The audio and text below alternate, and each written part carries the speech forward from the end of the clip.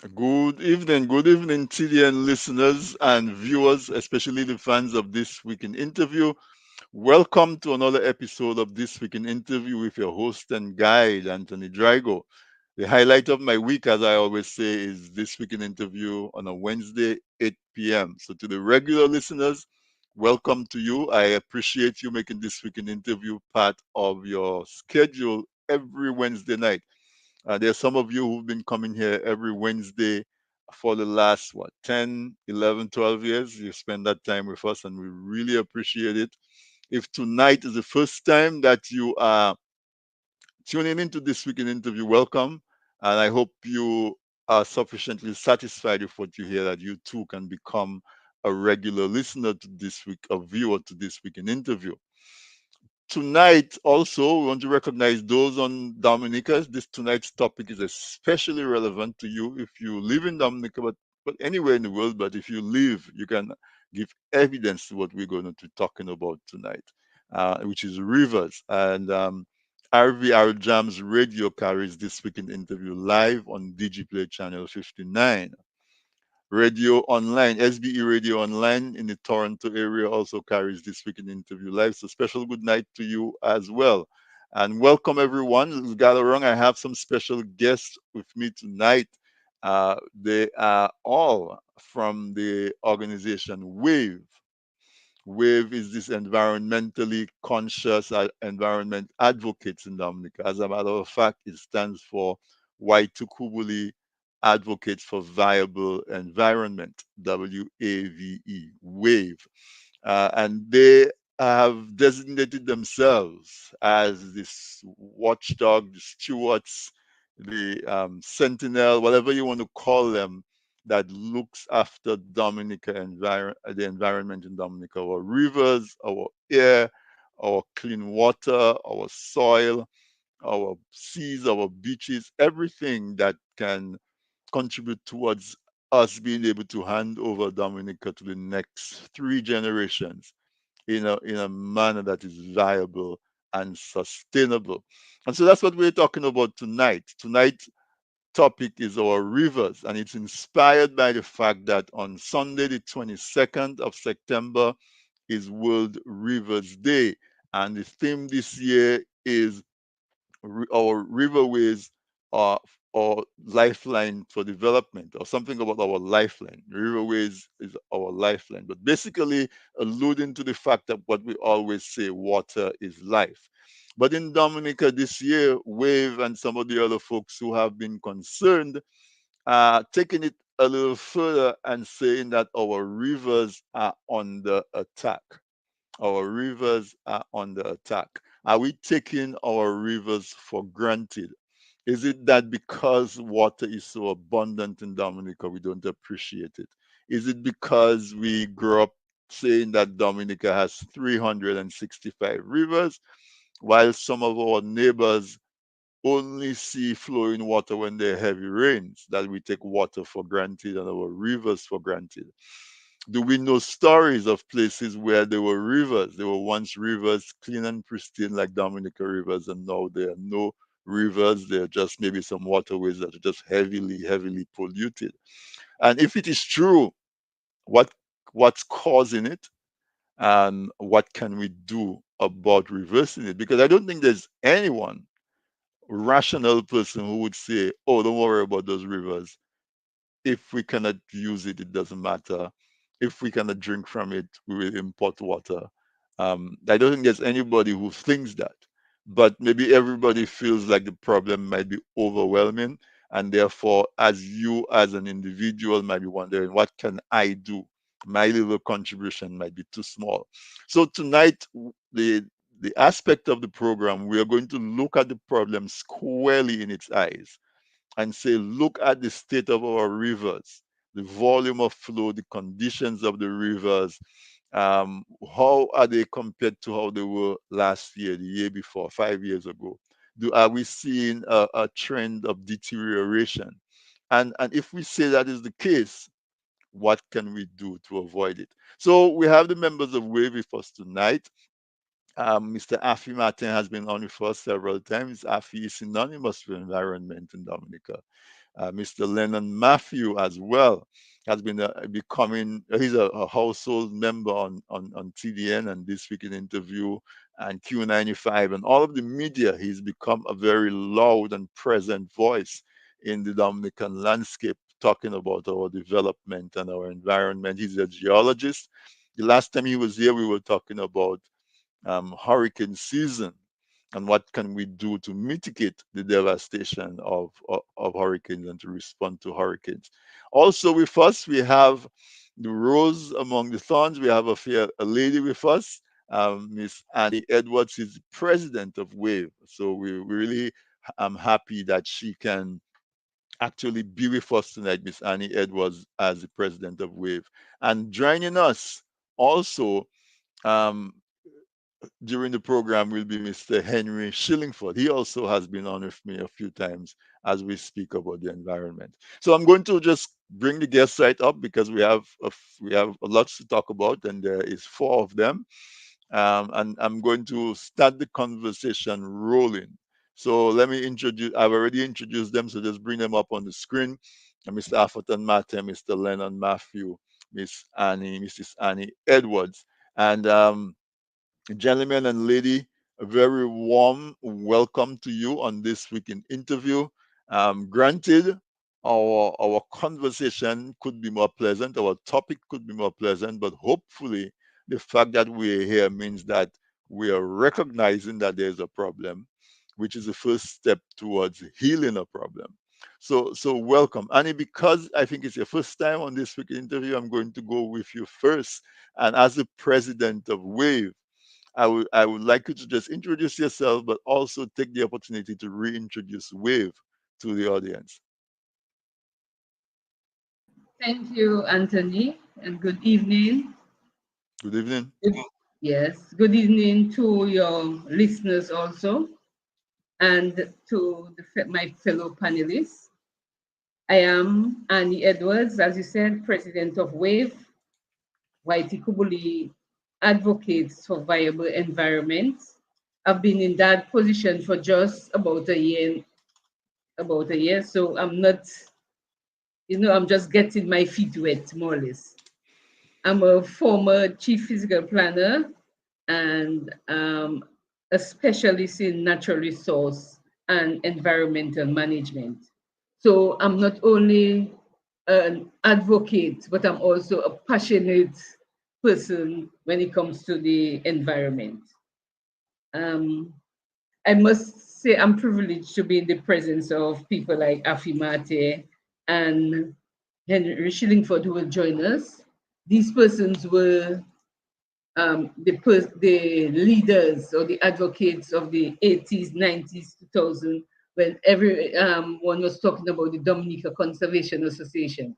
So they have been there fighting for our environment, and it's a great feeling to start taking on the mantle and continuing the work that they have started.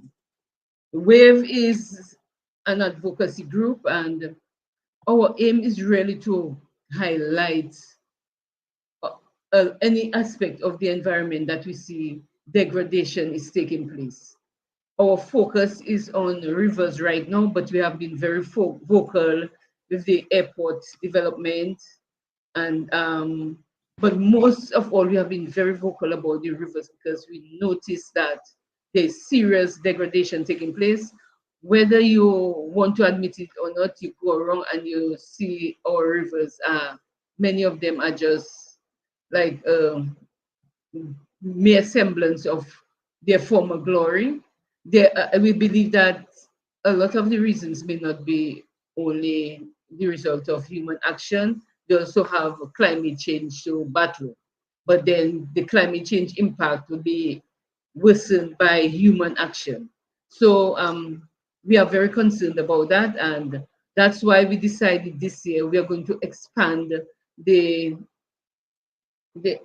normally the World Rivers Day would be recognized, but we think that it shouldn't be just WAVE pushing it and a few other organizations. So we are trying to expand it to the entire population, really start a campaign which which will be used to invoke, our sense of pride for our environment. We know that Dominicans generally love to boast of our 365 rivers.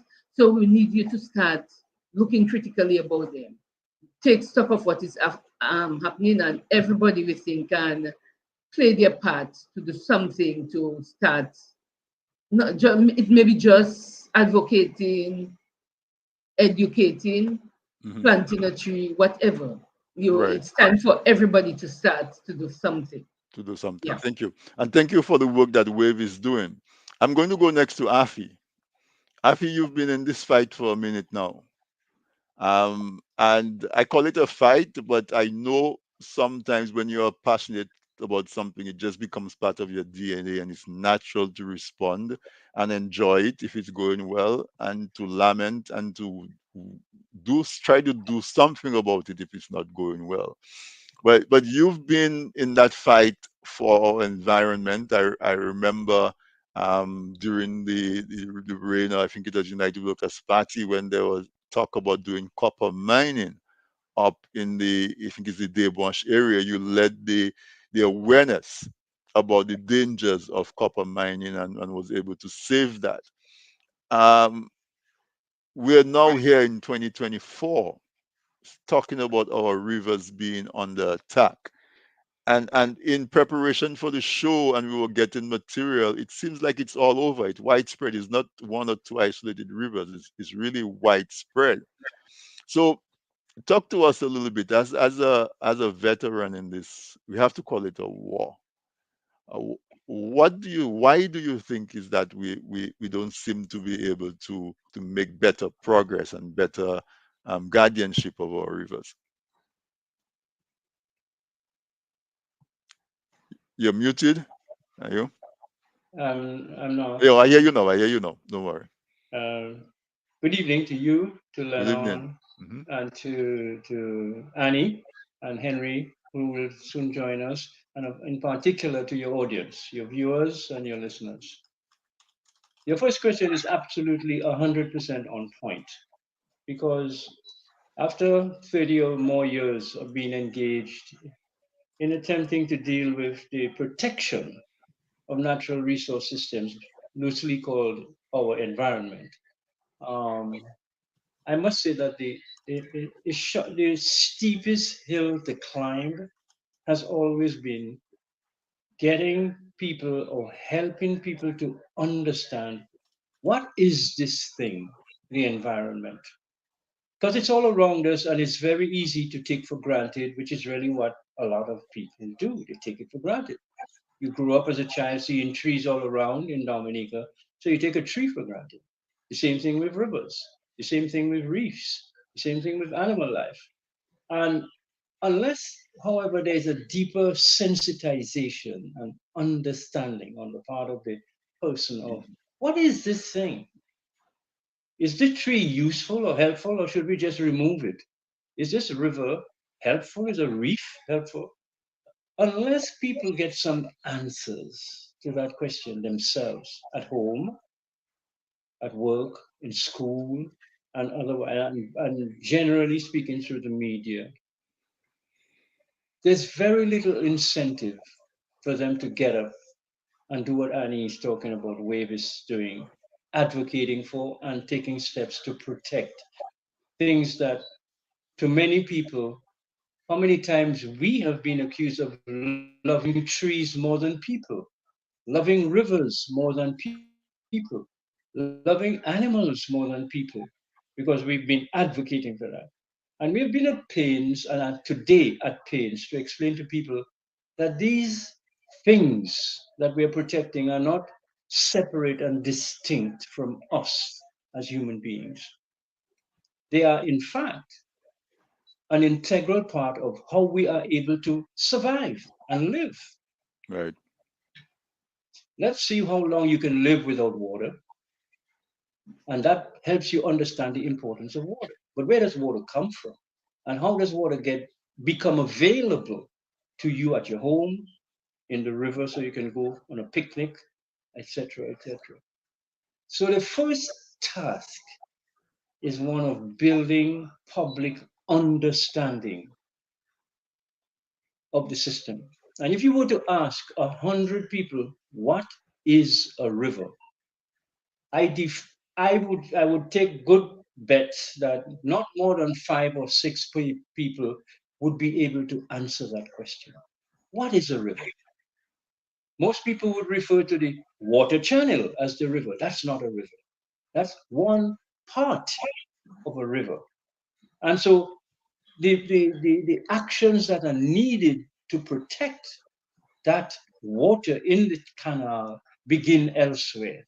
And we can get into that in more detail as we go tonight. So I would say the answer to your question, Anthony, is really the most important first task, and it's a task that continues throughout the life of the campaign, is to educate, to inform, to sensitize people to the point where they will get almost as upset at the loss of a river as at the loss of a friend, because the river is in fact a friend. A friend. Thank you. That what you said really emphasized and put front and present what we are actually facing. Len, I come to you. Welcome back to this weekend interview. As I said, the last time we spoke, it was about hurricane season and what are some of the things that we can do to make the impact of hurricanes actually be beneficial rather than just a devastation that we just sit and wait for. Tonight we're talking about our rivers being under attack. And sometimes when you're in the forest, you're so close to the forest, you see the trees, you don't look back and see the whole forest. But I know you were in Dominica last year, and I know you brought your kids with you to Dominica. I don't know if it's the first time they went, but at least probably the first time that they went where they were old enough to really experience and understand. When we say our rivers are under attack, Len, when you went back, what did you see? Give us some concrete observations that you made that support the claim that our rivers are actually under attack. Um, I thanks. I should say, good evening to you, Anthony, Good Annie, evening. and the legendary Afi Martin. Afi, no matter what people may think, I think in Dominica terms, you are a legend. So I am happy to I have the agree with you time. 100%. I am happy to be able to have a conversation with you, being present, because when it's all said and done, history will judge you by your fervent patriotism, what you have done to fight for the Dominica in every sense of the word Dominicans, even if people don't appreciate it, but sometimes we have to highlight that. So to me, it's a privilege to have a conversation with you. Thank So you, Lena. yeah, and Anthony, thanks for having me back again. And you Always know, a pleasure. the last time we spoke about hurricanes, but really and truly, there's a relationship between hurricanes and rivers. They actually both part of a cycle and a system. And I know Afi talked about how rivers, the environment is part of us. That is true. I am finding out more and more. Human beings think that they are the most important thing on this planet, and they're the most important thing to the existence and to life. And really and truly, we are not. we, if you look at how old the planet is in geologic terms, the rivers, the streams, the rocks, the air, the bacteria, the viruses were there way before us. And probably after we are extinct, guess what's probably going to be there? The forests, the rivers, and the natural systems will exist after we are gone. Having said that, yes, Trigo, I was home last year. One of my sons had been before. He probably was too small to remember. The two others were new. And we did visit one of the rivers where I'm from, in Benz. But I will tell you what I observed, not when I came back to Dominica. Several years ago, before I went to school and left for university, one of the rivers I'm very familiar with, the Bladen River, I have seen that river move from a point where we used to jump off the bridge to a point where there was a lot of plant life growing in the river. And one of the reasons was because of the agricultural activity at the time, banana production near the river stream. All that nutrients got in the stream. And if you know the Blenheim River well, or where it gets into the ocean, it's like an estuary. It's pretty flat, so the power of the water dies down there. And what that causes is a lot of settlement.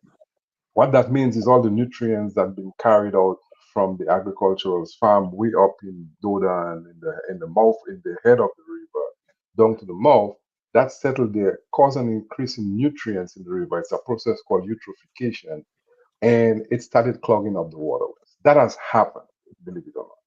I don't know if anything was done about it, but even from back then, Drago, believe it or not, I was pointing out those things before I left. So fast forward today, you come back and what you see now, it's I think the when let me backpedal a little bit. When Maria passed through Dominica and there was no water and the hurricane hit and all the Wasco water networks got damaged, what did I see? I see videos of people using the river for washing, bathing, collecting water, and all the other things that are necessary for your day-to-day life. That alone tells you the importance of rivers to our existence. Because the best way to measure your necessity in life is when you're at your lowest point. What do you need to survive? And what that indicated, that little picture indicated that at our lowest point in Dominica, what helped us to survive is the ability to get fresh water flowing through our 365 rivers. That is significant. So what we have seen, and I will use the Blenheim River again as an example, you see quarrying, you see excavation going around the river. There's no silt fence, there's no protection, there's no consideration for the siltation of the riverbeds, for which will prevent the area from flooding. You see areas where there's no consideration for the housing. You see areas where there's no consideration for the forest around the river. Even in Ansdime, and many people don't know in Dominica, if you look at the ecology of Dominica, the type of vegetation and forest there, I think there are three main swamps in Dominica. Ansdime probably has the third or second largest. You got Portsmouth and Ansdime. And I was surprised to see that somebody passed and cut down the mangrove in the area. Can you imagine that? There's a huge mangrove swamp in Dominica. Somebody passed and cut down the mangrove swamp. A lot of people don't even realize that that mangrove swamp area is a breeding ground for crawfish. There's a bunch of crawfish in Dominica that can be used for in the fishing industry for bait or whatever the case may be. And that was destroyed. Now, when that happens, you are also affecting the water table. So there are lots of little stuff that I saw driving that tells me that people are really not serious or do not really understand enough. And Afi said something earlier. Sometimes we talk, but it's not just the responsibility of wave. And my belief is when people realize how something is really important to them, then they will fight to protect it tooth and nail. That's why I said after Hurricane Maria passed, in our most vulnerable situation, thank God we had rivers we could bathe, we could wash, and we could do certain things when we were in our lowest point in life. And I think part of the conversation moving forward is not for just a few members of WAVE to be making that their plight and their effort. It's to make sure that there is an education of the public, a sensitization of the public and the people, so that they themselves may see it important to their existence and do something about it. Because really and truly, we're not there just talking for talking sense, but we are talking to educate people so that they can get into action to do what is necessary to protect the rivers. Because we can talk till the cows come home, it will we'll only find a change when we encourage the Layo River community, when we encourage the in Portsmouth, that the river community in Indian Portsmouth, River. Indian River community, and help the several communities set up communities even within the village council that's specific for the protection of the rivers. When we do these things and get the public involved, then we don't then Africans sit down and say, you know what, I am leaving Dominica in good hands because there are people who are going to keep up the fight and the mantle for the environment and the resources. Yeah. And And hopefully and that's what we accomplish. yeah, and Dominica sits in the middle of a number of islands who are jealous of the fact that Dominica has fresh flowing water. Yeah. A lot of the islands are just deserts. A lot of the islands, like I said, when it rains, they have a thing they call guts. And it's just an open channel, and then when it rains, water flows through that. And they wish they had just one river. And so, as we said, when things are But so common, we take it for granted. Yes. So but I grew up in. If you want to say something, you don't know how much on point you are, and that's one of the characteristics of an Anthony Drago. What you said about what you said about the relationship between the river and and Lennon made the point as well, and the people. Um, if that understanding link is not made, and hmm I don't normally wait till the end of a program to make recommendations. Lennon already made a few. hmm Every school in Dominica needs to have programs where the natural environment is the classroom. yeah, Every school, every primary school in particular. There was a time when there were 42 primary schools in Dominica. Every one of them needed to have one of those things. Because I can tell you, it's here today, but it doesn't take a lot to lose a river. We have lost rivers. And even as we are speaking now, on we are losing rivers, and we can give you the data in terms of stream flow analysis, hmm the hmm quantum of water that used to be in those rivers. I just reviewed this evening. I didn't read, I cannot read, but I listened to a report of 2004, Anthony, where the hmm US Marine Corps of Engineers did their most recent assessment of Dominica's water resources. Is a report that is available online on the Marine Corps of Engineers website. And they had cataloged in their previous account, which was about 15 or 20 years ago, they had cataloged the strength of several of our large rivers. And for large, in Dominica, they had created a category of any river delivering between 150 and 100 million gallons of water per day. And there were 12 of them in Dominica 20 years ago. You know how many they are today? There's six.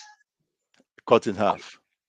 Absolutely. hmm And so the casual observation of people that, boy, those rivers drying up, boy, when I was, as Lennon mentioned, when I was a child, da da da da da. But look at it. But it is real, and it has been quantified.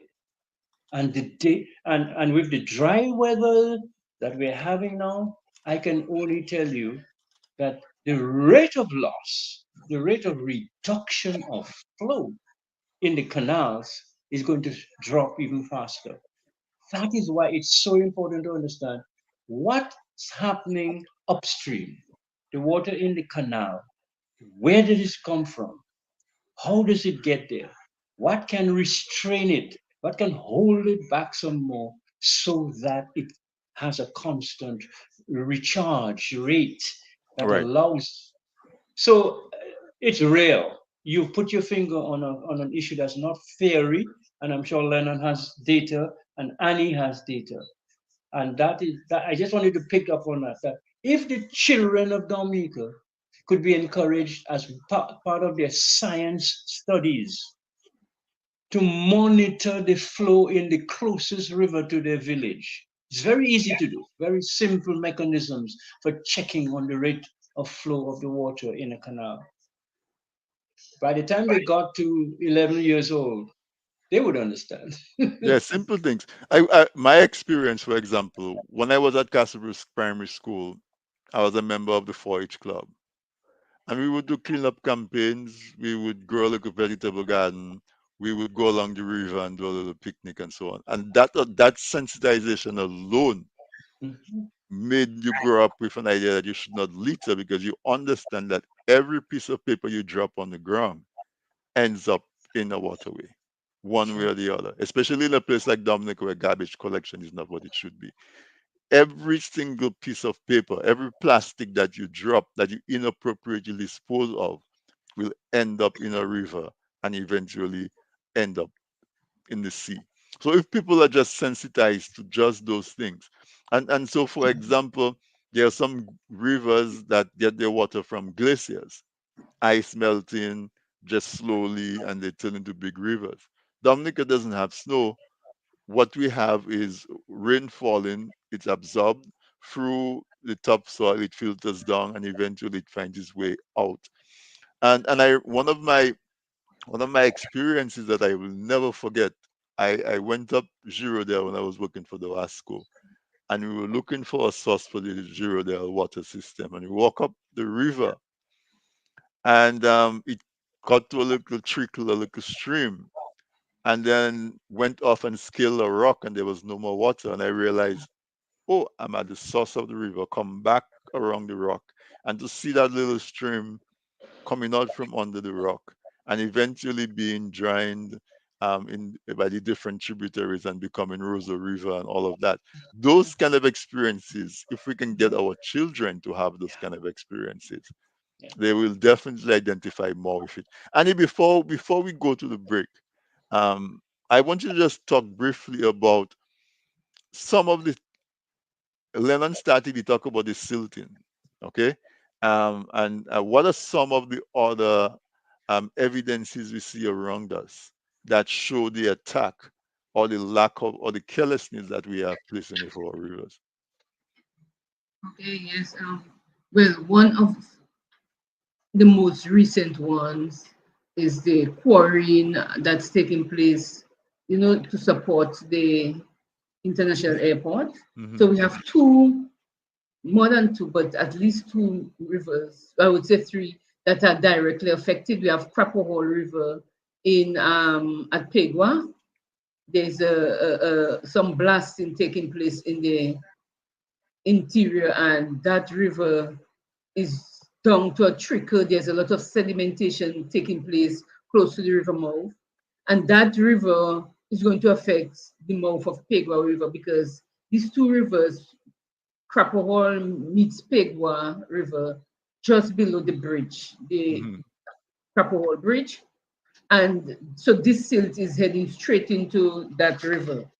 So eventually the mouth of that stretch from the bridge to the river mouth will get silted up just as badly. Then we have the Londonderry River. Right now, all the silt that is excavated from the airport site is placed right on the river. I would say that's like a watershed for the river. Hmm. It's almost a river bank, but that's a swamp just on the edge of the river. And this silt obviously is getting to the river. I remember um, from early days bathing in that river. That river was such a lovely river at the river mouth. And I mean, that's where people bathe at the river mouth. And I've told you, I'm scared to go and see what that river mouth looks like right now. That's the river mouth of Londonderry River. We know also that there was quarrying at Blenheim, and you could see when you're passing on the road, you could see the silt getting into the river. There are other issues in rivers. For instance, I think some of the rivers have a lot of people have dumping a lot of garbage here. So you have a prime river, which is very close, like Lai River. It suffers from a lot of dumping of garbage, whether it's old equipment or just people going on the area to dump and to picnic and then dump their garbage here. We have a number of other rivers that we think are affected by farming activities. So some time ago, I did some research on a project looking at watersheds, and with that, it revealed that in the heights of a lot of these watersheds, so you have a lot of these rivers in the water in the close to the source, you have a lot of deforestation taking place by, due to farming activities. Some of them are more recent. One of the main things that was pointed out back then was that, I mean, the Haitians are good, they are good in farming, quote unquote, but they have a way of just clearing everything and just replanting short-term crops, because remember, they are not here for long. So some of the rivers that were affected like by that was um, that Makushi River, Kushi River. which is, yeah, From Makushri, Kahum even area. Kulibistri River. We were when I did the mapping for that, you could see that deforestation was taking place very close to the Mont Dablote Forest Reserve. You have even Lai River. There's a lot of deforestation. I was able to see all that not by going by to the to the site, but by mapping these watersheds, and also they had the farmers, the Ministry of Agriculture personnel taking going and take the points, the GIS points of these farms. So you could see the farming is getting higher and higher into the source of these areas on the edge of the forest reserve, and people are just doing clearing this land in preparation for farming. For So farming. that is a serious thing that's going on. So a lot of the problems you see are related to that. We also have to consider the natural forces like climate change.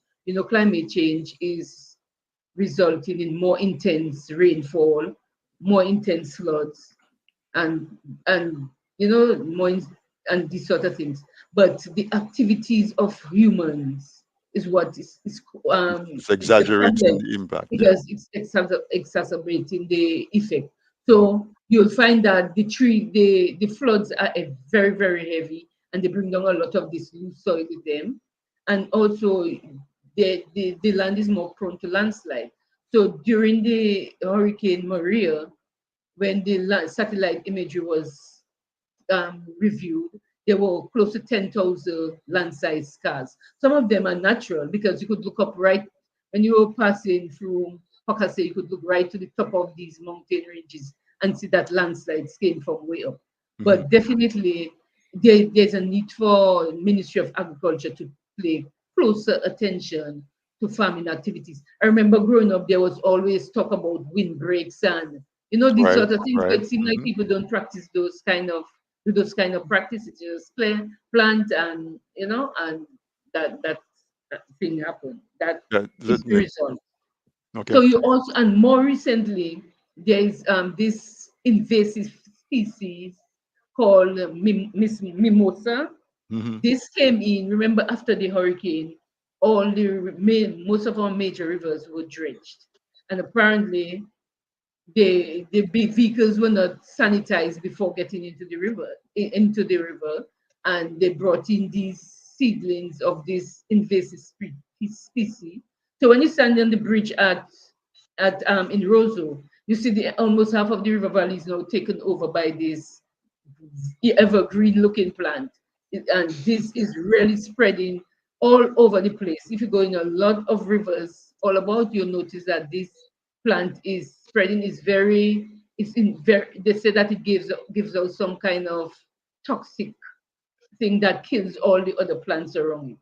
So that is a big issue That's a that's major we're issue that facing has now. to be Yeah. addressed. Okay. So again, and if we talk about what Lennon spoke about, where we have agriculture runoff that's bringing nutrients, and if you have an invasive species, then the two of them together definitely is going to cause an explosion in an unfavorable way. But folks, we're pushing up against a break. Tonight we're talking about rivers, the rivers in Dominica being under attack. And we are represented by the members of WAVE, Miss Annie Edwards, the president of WAVE, Mr. Afi Martin, and Mr. Lennon Matthews, the PRO. Afi, I think there's a, I think what how we call Afi and Henry and those guys, they are directors, not directors. Anyhow, they are part of the elders that give us advice, wise counsel, The wizards. and Honorary, they are the yeah, honorary We members. just we honorary. just we just call them the wizards. That's The okay. wizards, that's all. Okay. But in general, this is wave. And we're talking about our rivers and And our those readers, they've been trying to wave that magic wand to get us to be more, to pay more attention to our, you know, to, to, to, to our rivers and our natural resources. We're going to take a quick break. Henry Shillingford is supposed to join us, but he's having technical difficulty. We have some folks trying to help him, so hopefully he will get on, because when he's on fire, and so he's definitely will be able to contribute to the conversation. Quick break.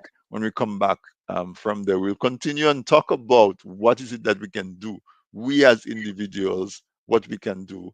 We as individuals, what can we push our government to do? We as individuals, what can we do to make corporations and businesses be more responsible for the actions that they take that affects our rivers? So stay tuned, don't go anywhere.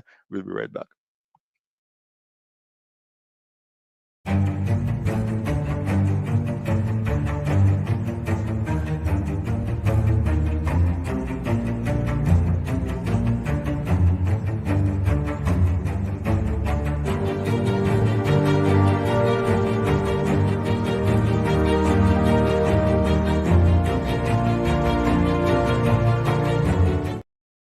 Presented by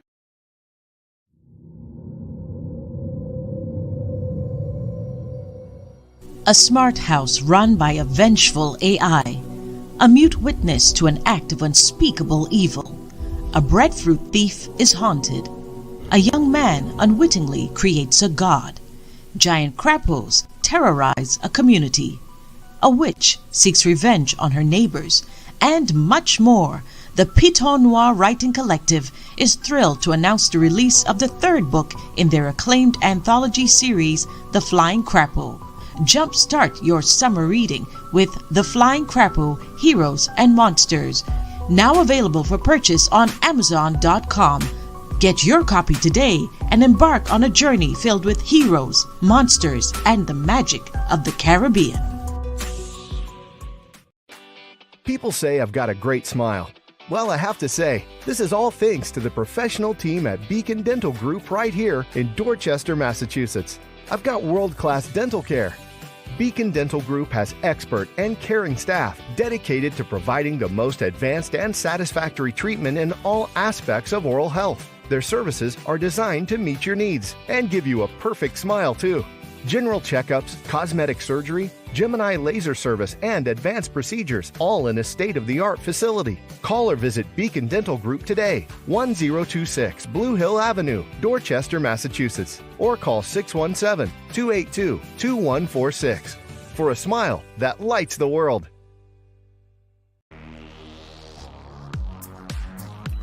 How much Dominican history do you know? Want to learn some fun facts? We have a great and fun way to test your knowledge and learn more about our history. Get your copy of Dominic Anu, Dominica in Puzzle. Fun for the whole family. Available now on Amazon.com. Visit pushpast10.com to learn more. Email us at dominicainpuzzle@gmail.com or call 877-698-9894. Looking to promote your business, engage current customers, and reach new people? Well, look no further. From the basic presentation to a fully fledged advertisement, use your video ads to attract customers. At Man's Audiovisual Productions, we do just that. We produce videos for business and event promotions, product demo videos, animated explainer videos, fundraiser ads, and much, much more. Engage your clients and sell online. We customize the video to match your brand design. Guaranteed to play flawless on all devices, including smart TVs. Contact us at telephone number 203-690-4342 or 767-245-6238. Visit our website, mansaudiovisual.com, or email us at derekvideo@gmail.com.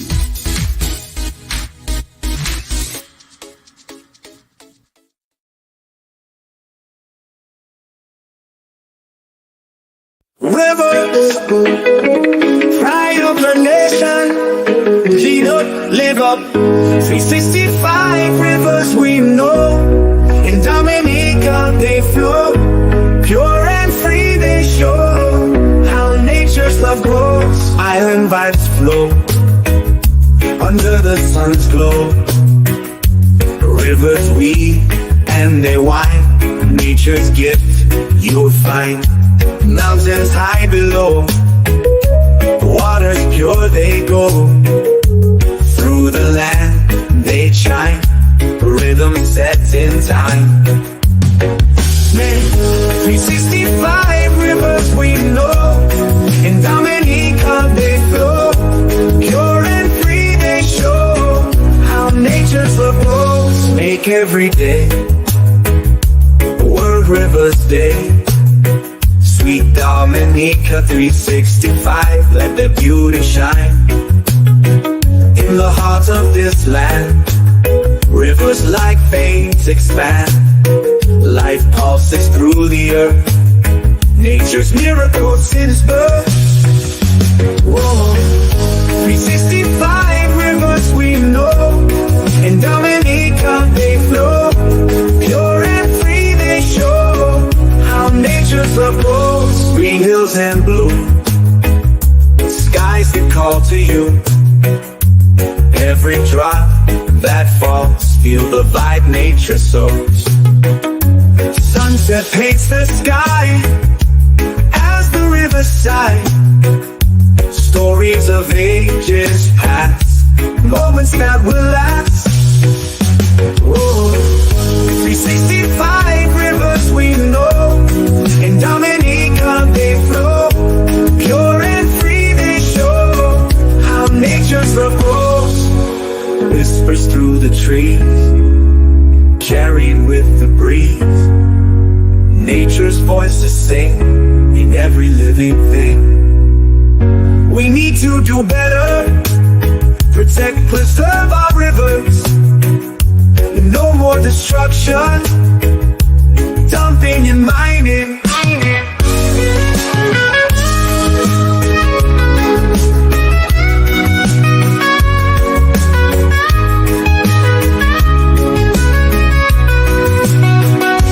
Keep the rivers flowing, nature's heartbeat showing. Lifeblood of the earth, a treasure and its worth. 365 rivers we know. In Dominica they flow, pure and free they show how nature's love grows.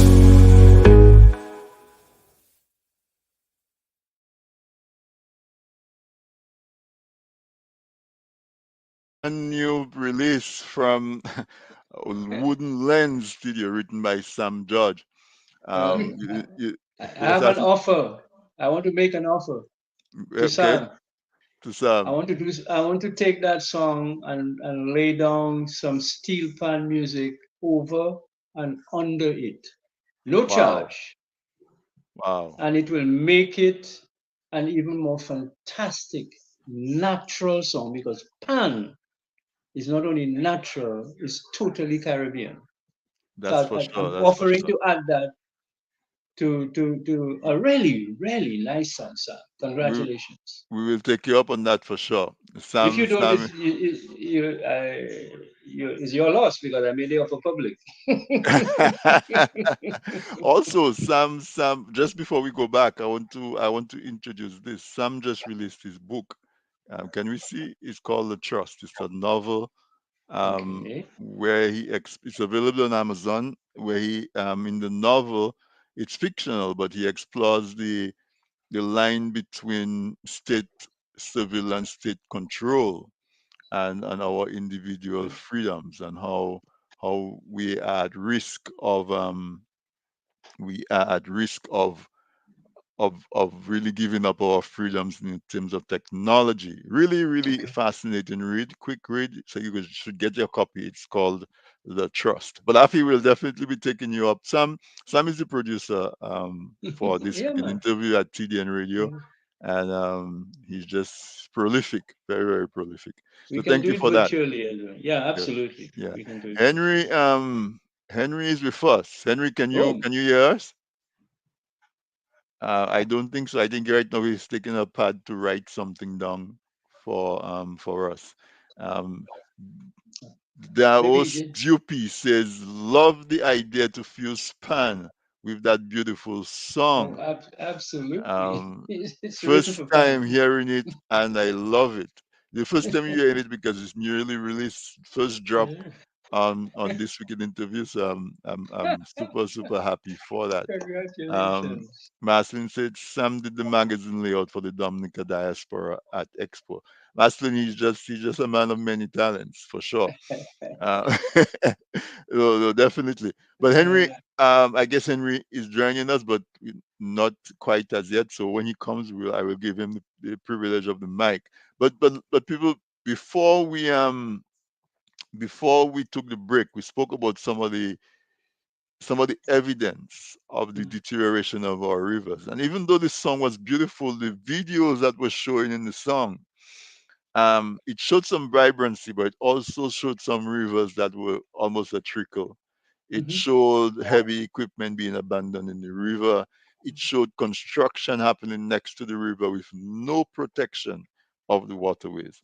Yeah. And Len and I are both in construction in the US, and I can tell you, when we do construction, we have to put barriers anywhere there is a drain or a cover of a drain, and we have to put barriers to collect the silt and to prevent the silt from getting into the waterways.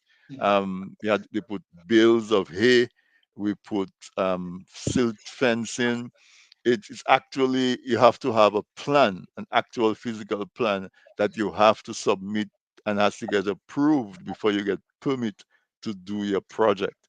And I will give you a quick story. We were building a water treatment plant in Massachusetts, and we had a heavy rains, and we had some siltation. You see how we talk about the mangroves? There was a little area, like a swamp area, and we got some silting in that area. We had to hire a vacuum truck to come and to vacuum out Yeah.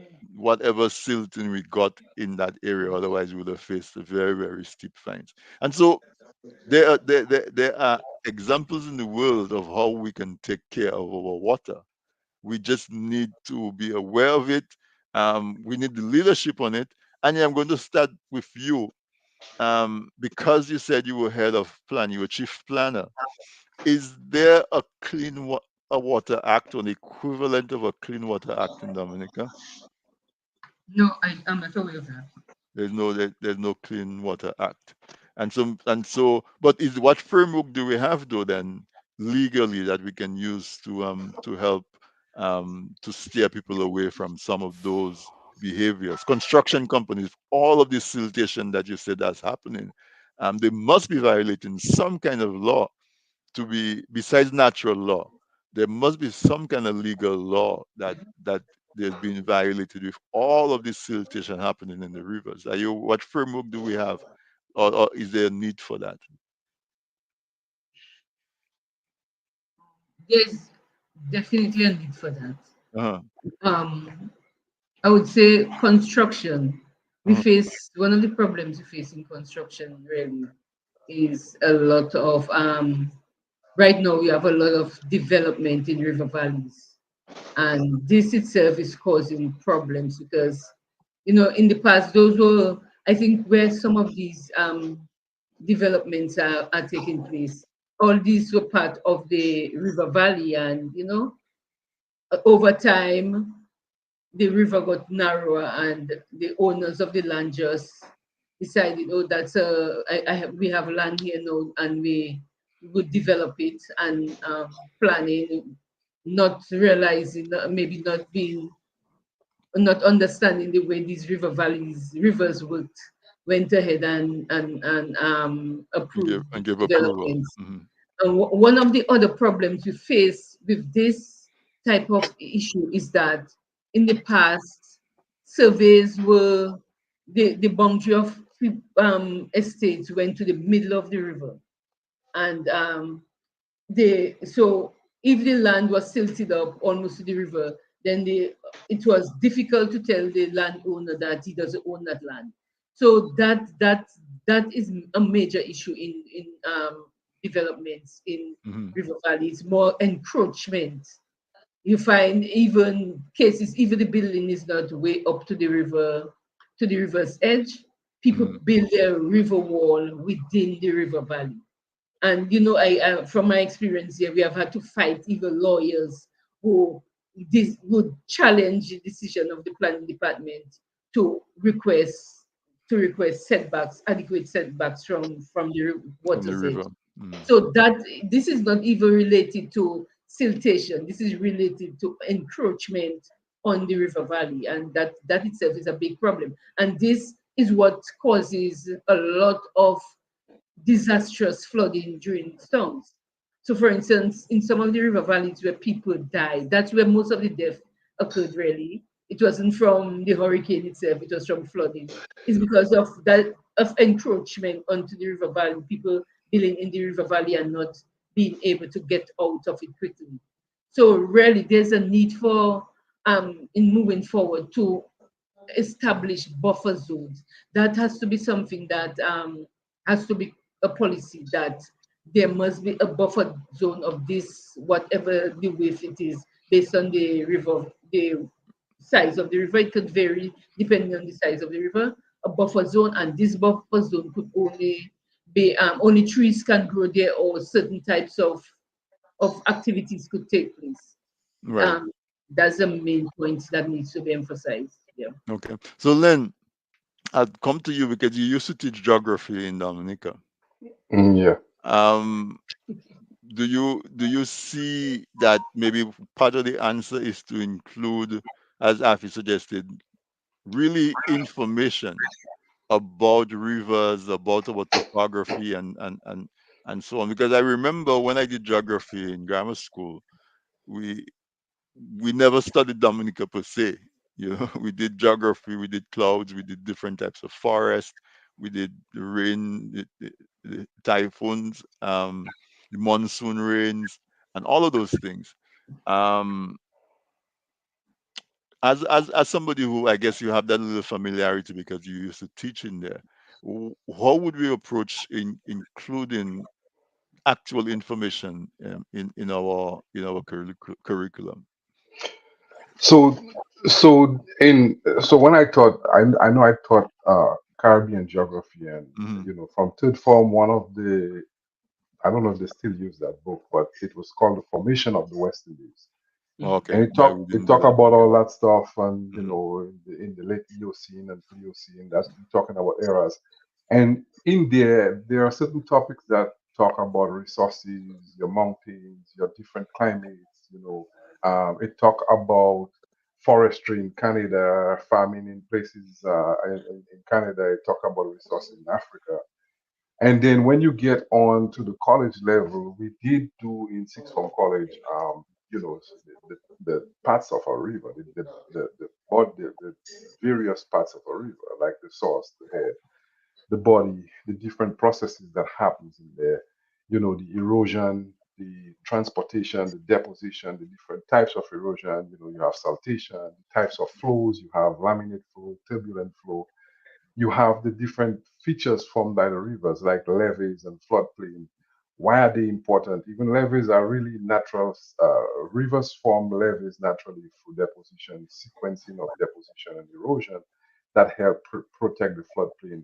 There are also areas where it shows the importance of the nutrients that dissolve, or the rock minerals that are dissolved from the rocks are deposited on floodplains. And one of the reasons why huge floodplains are so fertile is because of all the minerals that are taken from those dissolved rocks. When that water settles on those floodplains, it's really good for plant growth and so on. So all those dynamics, we did those things in school. I think and I had a conversation with somebody today, because for anybody who did chemistry in high school, you did titration, right? And we were laughing about it because we learned to use a pipette and a burette, and taking potassium permanganate, which was pretty purple. And one of the cool experiments we would do in the lab is putting peroxide in potassium permanganate and calculating moles. And I'm telling you why I'm giving you that story, right? and you had to calculate how much volume it will take for it to change color. And a change in color would basically indicate a change in pH or reaching equilibrium. And I used to wonder, why the hell am I doing that in school, right? Well, it's only a few years, probably 10, 15, 16 years later, while I'm working as a geologist, in when you're doing active remediation on sites, when you have dry cleaning compounds and petroleum dry cleaning, when you go to dry cleaners, there are chemicals in there that are dangerous. You go to gas station, there are chemicals in there. When they get into the soil, they get into the groundwater. If your source of water is groundwater, now you don't want these chemicals to get in your well, so you have to clean them up. So in states like Florida and Texas, it's really important, right? So I went to a site, and guess what they were using for remediation? They were using potassium permanganate. And the same thing I was doing in the lab in PSS was what they were using to clean up and remediate a site in the US, spending millions of dollars. And I use one of the engineers used hydrogen peroxide as a compound Oxidizing agent. oxidizing agent. And really and truly, you use this oxidizing agent to clean up site. And it had my head spinning and saying, look at what I was doing in the lab as a teenager in high school. And back then, I did not understand why we were doing it. Later on, I found out the application of all that lab exercise. Why am I saying this? It's because I think part of our instruction in Dominica was get so much at retaining information and regurgitating it. I don't think we had done a good enough job of how we apply that knowledge to our own existence and our day-to-day survival and life. So what happens is you have the education system, you have the schools teaching you about the parts of a river, the erosion, the stream, the transportation, the deposition. But then there is not a link between how can I take that knowledge and apply it to the conservation of my rivers So in my let me community. ask you a question about that. In teaching that, was there ever a time where the teacher took you to an actual river? Because Dominicans are right there and show you this phenomena happening right in front of We you. only use, well, so here's the joke about that. We only the last time I went to a river is when I was in Ben school, probably since 1980s. Well, that's not the last time I went to a river, but with a school Hmm. was since in the 1980s. We went to the Hampstead River for a picnic, right? For a And picnic. for a picnic. And soon after that, I remember because my dad was a school principal. So anybody know Linton Matthew? He teach for a long time. He was a school principal, so I knew what was up. And soon after that, the Ministry of Education said you can't go to these places because it might be a danger to the kids. So they kind of stopped going to places like the river and the beach because it's things can happen in there, and they wanted to protect people, and nobody wants to get so. So you see, even in our education system, we were creating a scenario where people are afraid to go to the places that is part of their existence.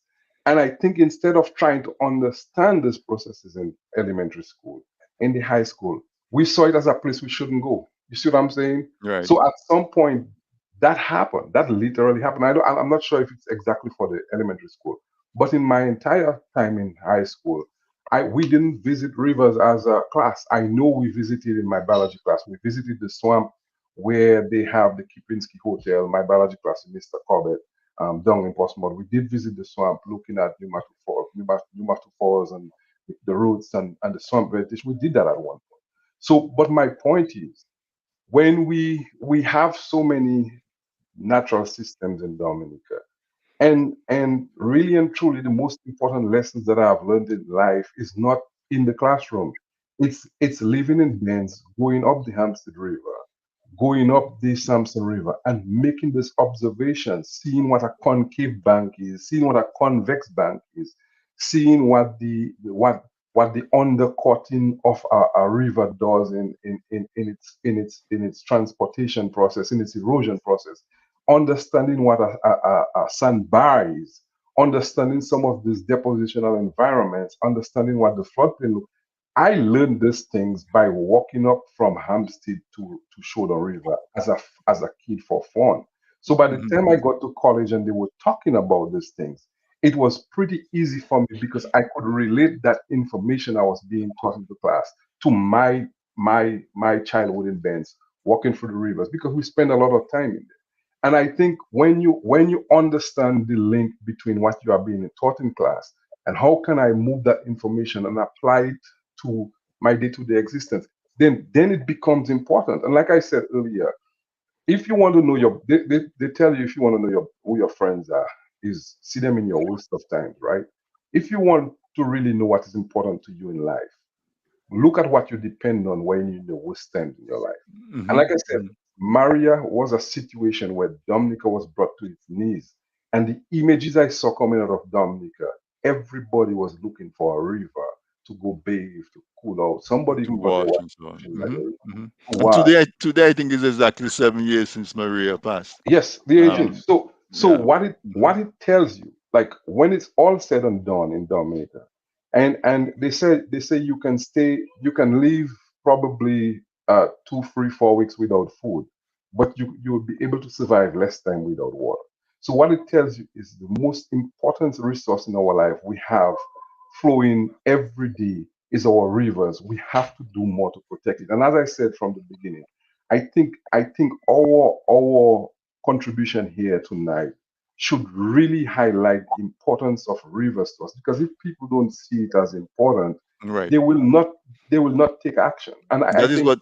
Uh-huh. I think part of our education system is to make us realize the economic importance of our rivers in agriculture, the tourism and the importance in tourism in our rivers, the importance in our biodiversity of our rivers, the importance as a breeding ground for some of the reef fish that we go out there and enjoy, because we have sediments that get down into our coral, our small coral reefs we have, or in our bay, and that can destroy the nesting grounds for fish. And we wonder why we don't catch certain types of fishes in our waters anymore. It's because we have so much sedimentation. It kills off their breeding ground. They no longer stay there. Right. All these things that show us how important the rivers are to us. And when people understand that without those rivers, our existence is fragile, then I think they will start doing things about Yeah. So thank you, Len, for that. So Afi, I'll come to you.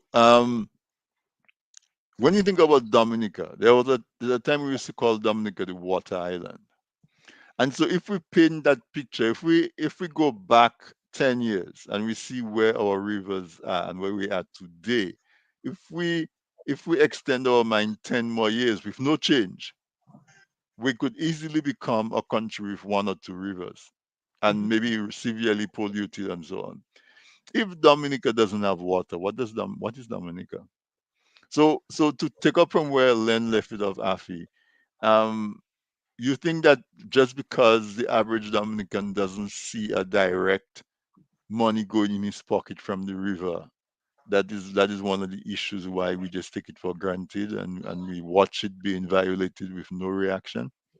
It's one of the issues, it's one of the reasons, and I know that over the years and several decades, there have been people who have attempted to find ways to generate income from the sale of water from Dominica to other islands and so on. I myself have had exposure to that as an experience, and that's a matter to keep on the front burner, because you were right when you said earlier there are countries all around us that have actually already run out of water and import almost every gallon of water that they drink.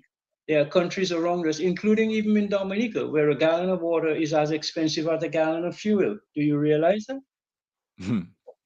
Okay, Wow. so try it one day. Put a gallon of water. Go and try to purchase enough bottles of half-liter bottles or 1.5 liter bottles to make up a gallon, and look at the dollars you spend and match that up against what you're paying for a gallon of gasoline, and you will understand that you will see the real quote-unquote commercial exchange value of the water. But you are right. If there was a business that was established, and I'm still encouraging people and others, and I'm very hopeful that in the not too distant future, we could see something beginning to happen where that resource, water, which is vital, as Len and all of us are saying, to our life, to life, can basically end up also begin to be generating some income. But I would hate for that to be the main reason why people will become active about protecting water, because then it becomes money, and money is related to greed and gangsterism and all the ills we see in the society. When we can do it because there are other reasons much more important than trade, why we should understand, but we're not pressing those buttons. Len mentioned a few of them. There's one reason: food. What is the contribution of freshwater systems to your food? The answers are there. We don't have the time to go into the details. Len mentioned a few in terms of marine life, but water on land and water as related to land for irrigating land crops is an exceedingly vital commodity, and it generates income. People don't see the water, but there is water in our soils. There is water in the soil. That's why we can grow yams, dash, tanya, sweet potatoes, and so on without irrigation, because the soils are of a type, in many cases, where they will retain sufficient water. And if your farming practices are well, you can retain it even longer. So water is already contributing to the livelihood of our farming community. What about water and health? When you lose your water, what happens to your health? Can you wash? Can you keep your body clean? Can you cook? So it really, but those points are not being made in the media. When last you heard a media ad in Dominica that spoke about the seminal links of water to life in simple terms like we're talking about tonight? So what is vital to your health? It's vital to your nutrition. It's vital to your economic activity, as we pointed out, and potentially can generate significant additional income. But that cannot be the reason why we protect our water. We have to protect our water because it is life. And I want to go back to something Annie said, because while it may be true we haven't got any specialized legislation to protect rivers and so forth, but we do have planning laws that actually set limits on what kind of development. Even when you're building a house, you give them a setback from the boundary, and there's a good reason for that. You're given a location as to where you can or cannot put your septic tank and soak away, and there are good reasons. So we have conditions attached already to planning permission, but those conditions are violated constantly, and we don't have the staffing in place to actually have people out there ensuring.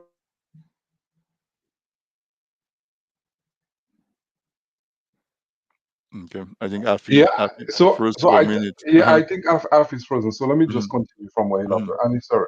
So I took a dive in the environmental laws in Dominica, and in the environmental laws describe what they call as environmentally sensitive areas. And environmentally sensitive areas are things like rivers. And I can't remember, I can't quote the exact rules for you, but it talks about the protection of these areas. I think in the planning rule, I have seen areas where they talk about the protection of these rivers. I cannot imagine DOASCO is operating as a government entity without rules and laws that protect the catchment areas. There has to be some protection for those. I know there is a bid that was going out for a protected area preservation in Mont Wapito and Mont Diablo. So there has to be rules governing that. In any conservation of your natural resources, we can talk about it, but for it to happen, it has to be on a national level. And how do you get things to happen on a national level? Is by having legislations. That is what your parliament is there for. That is what your parliamentary representative is there for. So when people get serious, they together through civic organizations, through groups, if there are laws and rules that are lacking in the protection of those resources, then we as civic organizations, together with the population, demand and make recommendations to update those laws or strengthen the laws so we can protect this environment. And then Afi was talking about it's not about money, but life is about economics, right? Everything is life is about economics. We have mass migration happening out of Dominica, and it's mainly because of economics. Let me give you a real world scenario of how much water is already contributing to the economy of Dominica. You take a look at the Indian River, right? If the Indian River dries up tomorrow, what is going to happen to our tourism industry? It's no longer going to that part of our tourism industry is no longer going to exist. That means all the guys who are carrying passengers on a daily basis to go up Indian River is going to lose the revenue. Here, what we can do, and that's why taking records and statistics is important, because when these guys who make this US dollars go and buy in the shops and they buy the gas and they buy they buy souvenirs. That's a source of revenue generation. We can quantify that Mm-hmm. by by Mm-hmm. our receipts, by the tax they pay back, and whatever the case. That can be quantified. So by now, the Indian River organization should have statistics as to how much revenue is generated from the boaters on the Indian River when Right. they charge boats and tourists and stuff that go. That should be statistics that's And important to the country. and it should be able to be measured because they charge VAT and Exactly, sales taxes. exactly, So the data ex- will be there if they want to find it. The data should be there. exactly. Then So so I here want to go go ahead, make your point, and I'll go to Annie. Mhm. and then we have the hydroelectric dam that's already there. That's a resource that is created by the river. We can go into Dowasco and see how much electricity that Dowasco is generating from that dam and see what their revenue is. That's a value. So between just the dam and the Indian River, you can already calculate how much revenue that your water source is generating in the country. So when we talk about it not having, it has it already has economic. And the last one of the other ones we can look at is all the agricultural output that depends on rivers. You can put a number to that, and that tells you the amount of economic activity that your river resource is generating for your communities and your country. I That's agree, that's something you can measure and use and for the yeah, fighting and protection of those I rivers. agree with you because that's why I asked the question in that way because we're not seeing it directly, so we're not wacky rollers or whatever that We've seen it, but somebody we see, paying you to take a ride down on a tube. yeah, But yeah, the person down in Layu that sells the soda because somebody came to Wacky Rollers, yeah. they don't see it as a direct from the There's not, water, but it there's is. no, there's no Yeah, TTW festival without the Layo River. with the Lai So, River. so the rivers are already contributing to our economic activity. So Totally. just tell the folks, what if all that is gone one day? So look at the amount of revenue we're losing.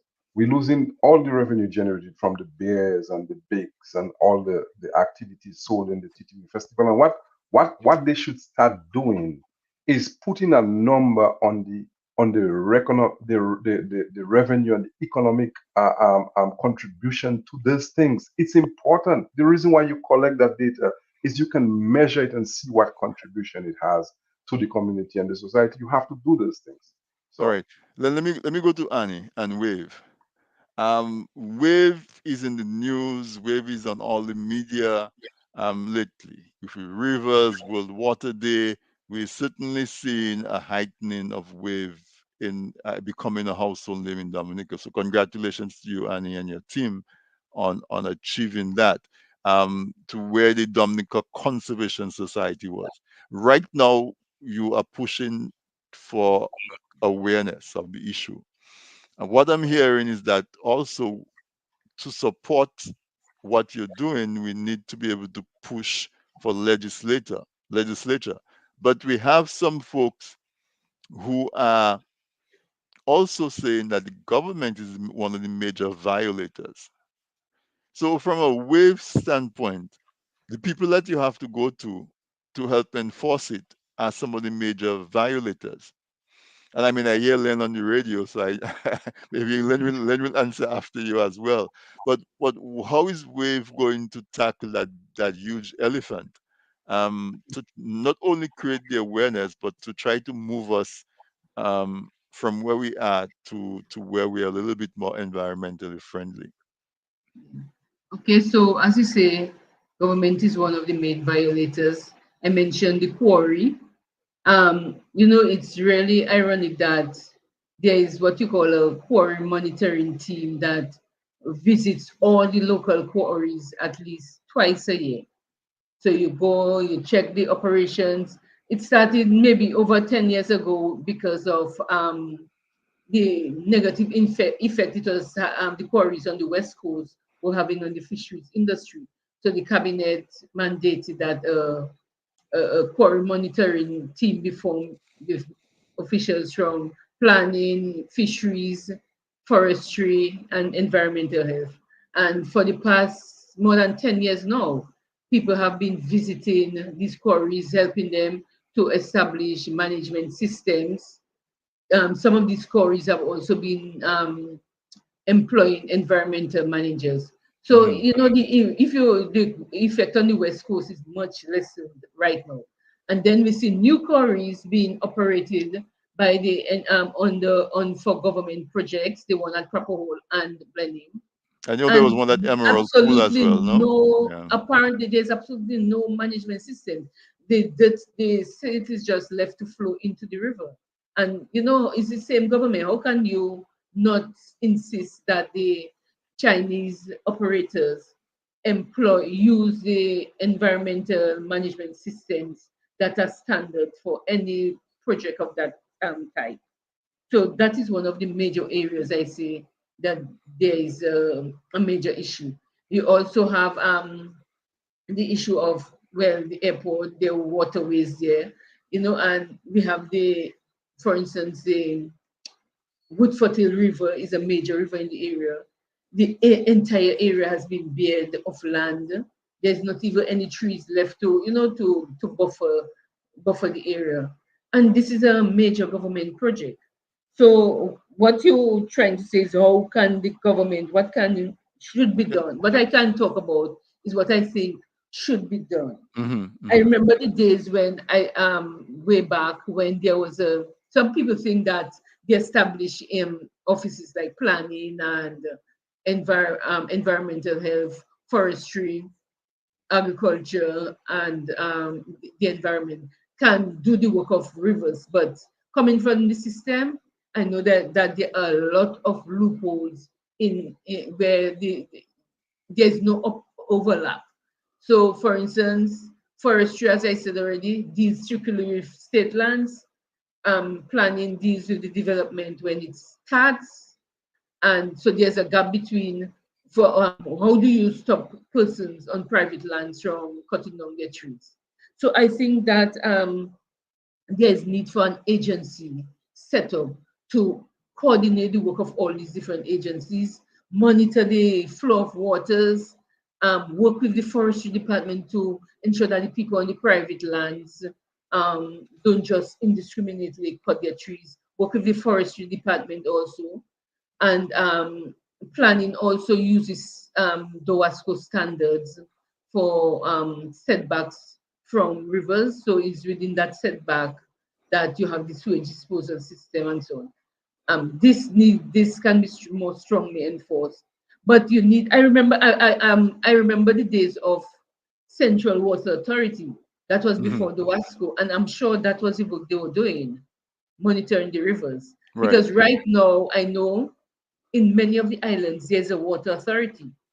When I was doing my studies in Barbados, there was a specialization for water resource management, and you had students from many of the different islands doing that stream, and all of them had to go back to their water authority to work. So you had students from Jamaica, Guyana, St. Lucia, Barbados, Belize. All these people were doing water resource management, and they were being trained by their local water authority. So by just getting rid of Central Water Authority might have been an error, but you need to replace it by some agency. It can be a water resource agency, or it can be a water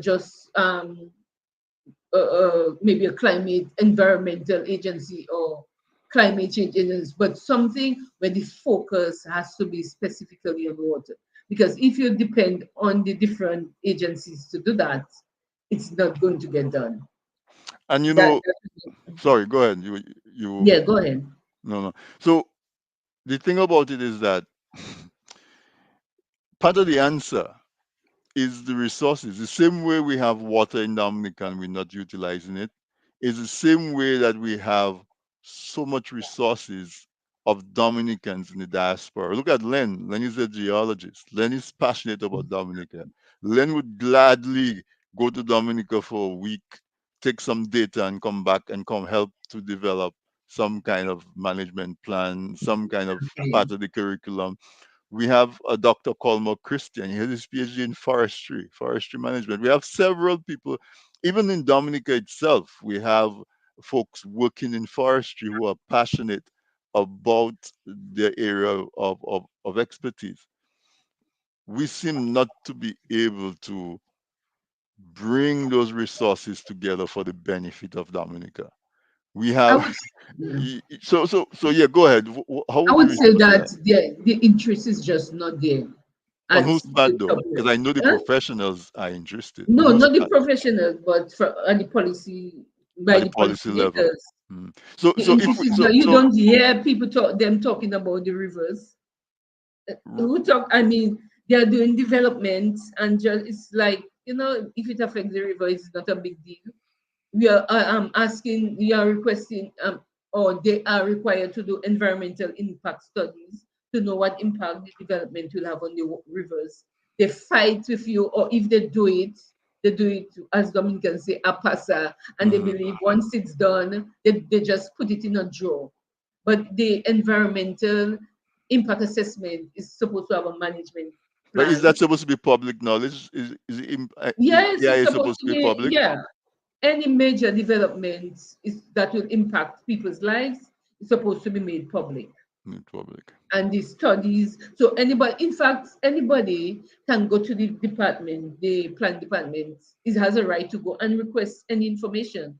The law says that information at the planning department is public. It's public. So Because if I'm remember, driving Dominic and I see a construction project going on, I should be able to go to planning and find out yeah, and find out about the it because information, who it's out owns there it, in the. what. But I mean, there's a limit to the type of information you can get. Hmm. But there are basic information.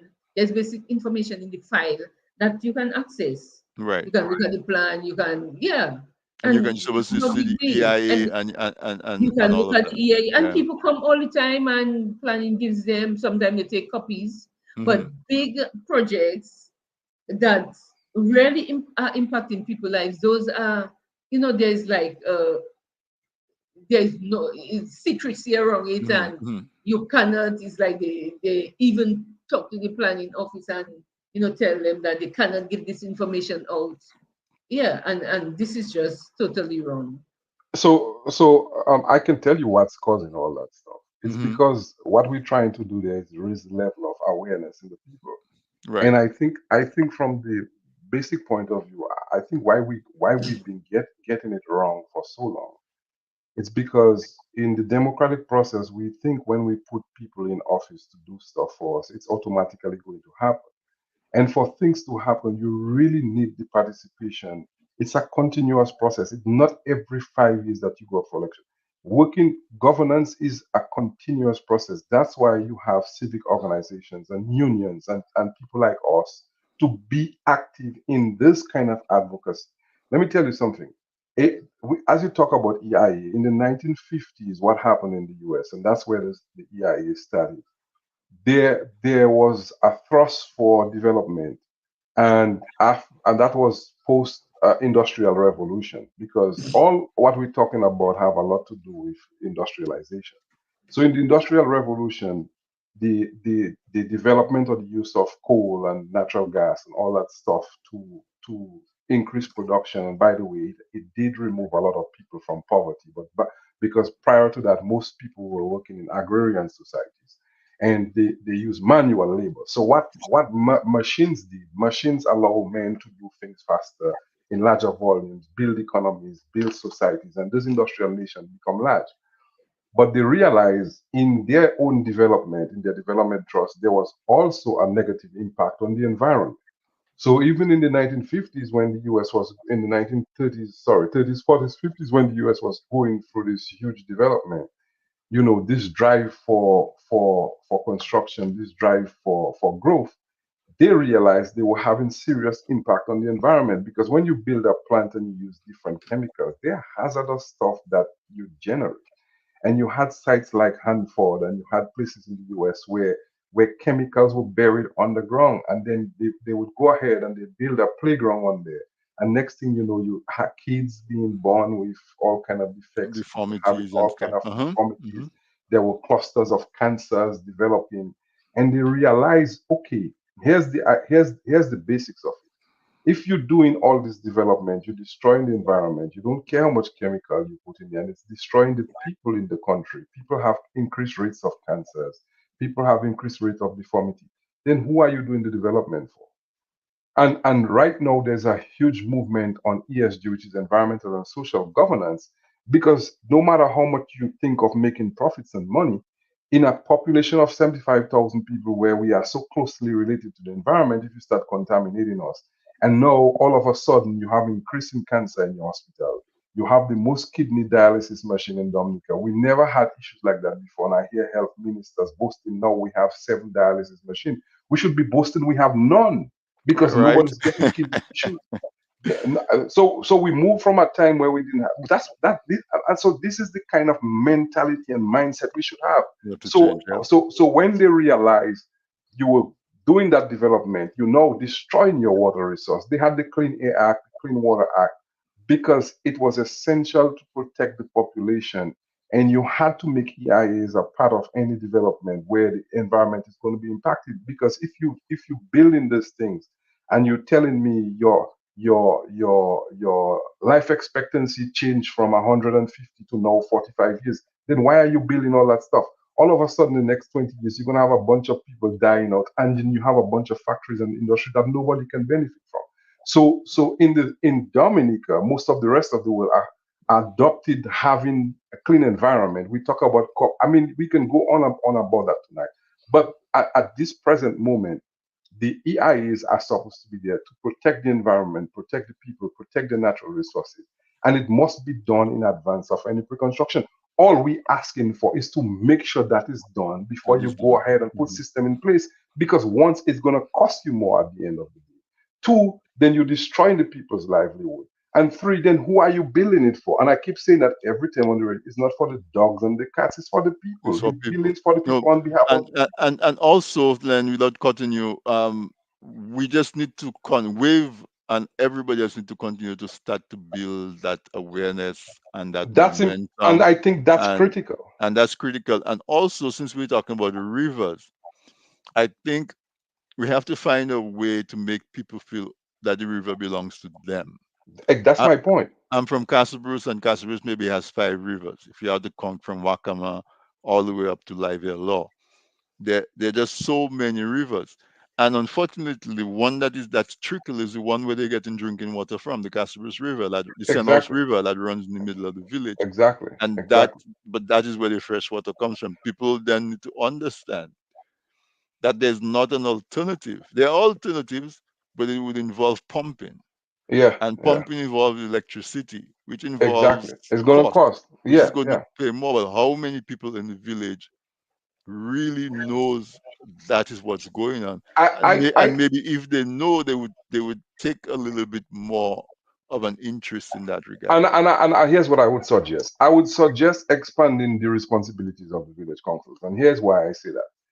I think you talk about resources. Oh, we don't have resource to do that. Oh, we don't have resource to enforce. As a matter of fact, a government cannot be passing a law where there are restrictions and there are penalties, and you don't have a framework to enforce it. It makes absolutely no sense. And I'll say Mhm. again, the reason you have laws and rules is to create a culture. And how do you create that culture? Is by enforcement. So if Drago get punished $5,000 for dumping rubbish somewhere, well, guess what? And he said, Drago just get $5,000. I ain't dumping my rubbish because I don't want to pay $5,000. But if you tell Drago if he dumps rubbish in there and you don't charge him the 5,000, he's gonna keep doing it. Everybody else said it's a joke. So right away we create a counterculture from what we're trying to enforce if we don't enforce the law. So Yeah. here's what I suggest. And in the US they have what they call water management districts. And the water management districts are responsible for overseeing everything in that water management district. They get the drinking water, they have their irrigation system, they have their household water use. Some of them have dams, some of them have recycled water, some of them they have sewage management. So what I would suggest is look at the different catchment areas you have in Dublin. Isolate this catchment area. And the catchment area involves the river, the main river channel, all the tributaries, and the surrounding land that supports the infiltration or acts as a Into that water collection stream. point into that water channel. Most of the rivers in the Wasco, most of the intakes in the Wasco comes from one of those catchment areas. So I'm going to use my village, for example. So we have Calbishi, Benz, Ansdini, that probably about the same water. We without cutting here, we had 9:38, so we all start wrapping up. Yeah, yeah. But So yeah, I'll go to Annie so after you. So what I would suggest is you have, and that's how you get people involved. So within the village council, you can have like a water management team or water management group. That way, that water management group have the responsibility for checking the rivers, the forest, making sure that there's proper management. That's how you get people involved. There are too many young men sitting by the road smoking weed, doing absolutely nothing, and we complain there's not enough resource. That's your resource sitting there. Right. How much does it take for a young guy to know what a bois diab tree is looking at? And if you know bois diab tree is pretty helpful in conserving our forest and water, how much does it take for this young guy to go count the amount of bois diab tree and pay them a salary? It doesn't have Mm-hmm. to be big.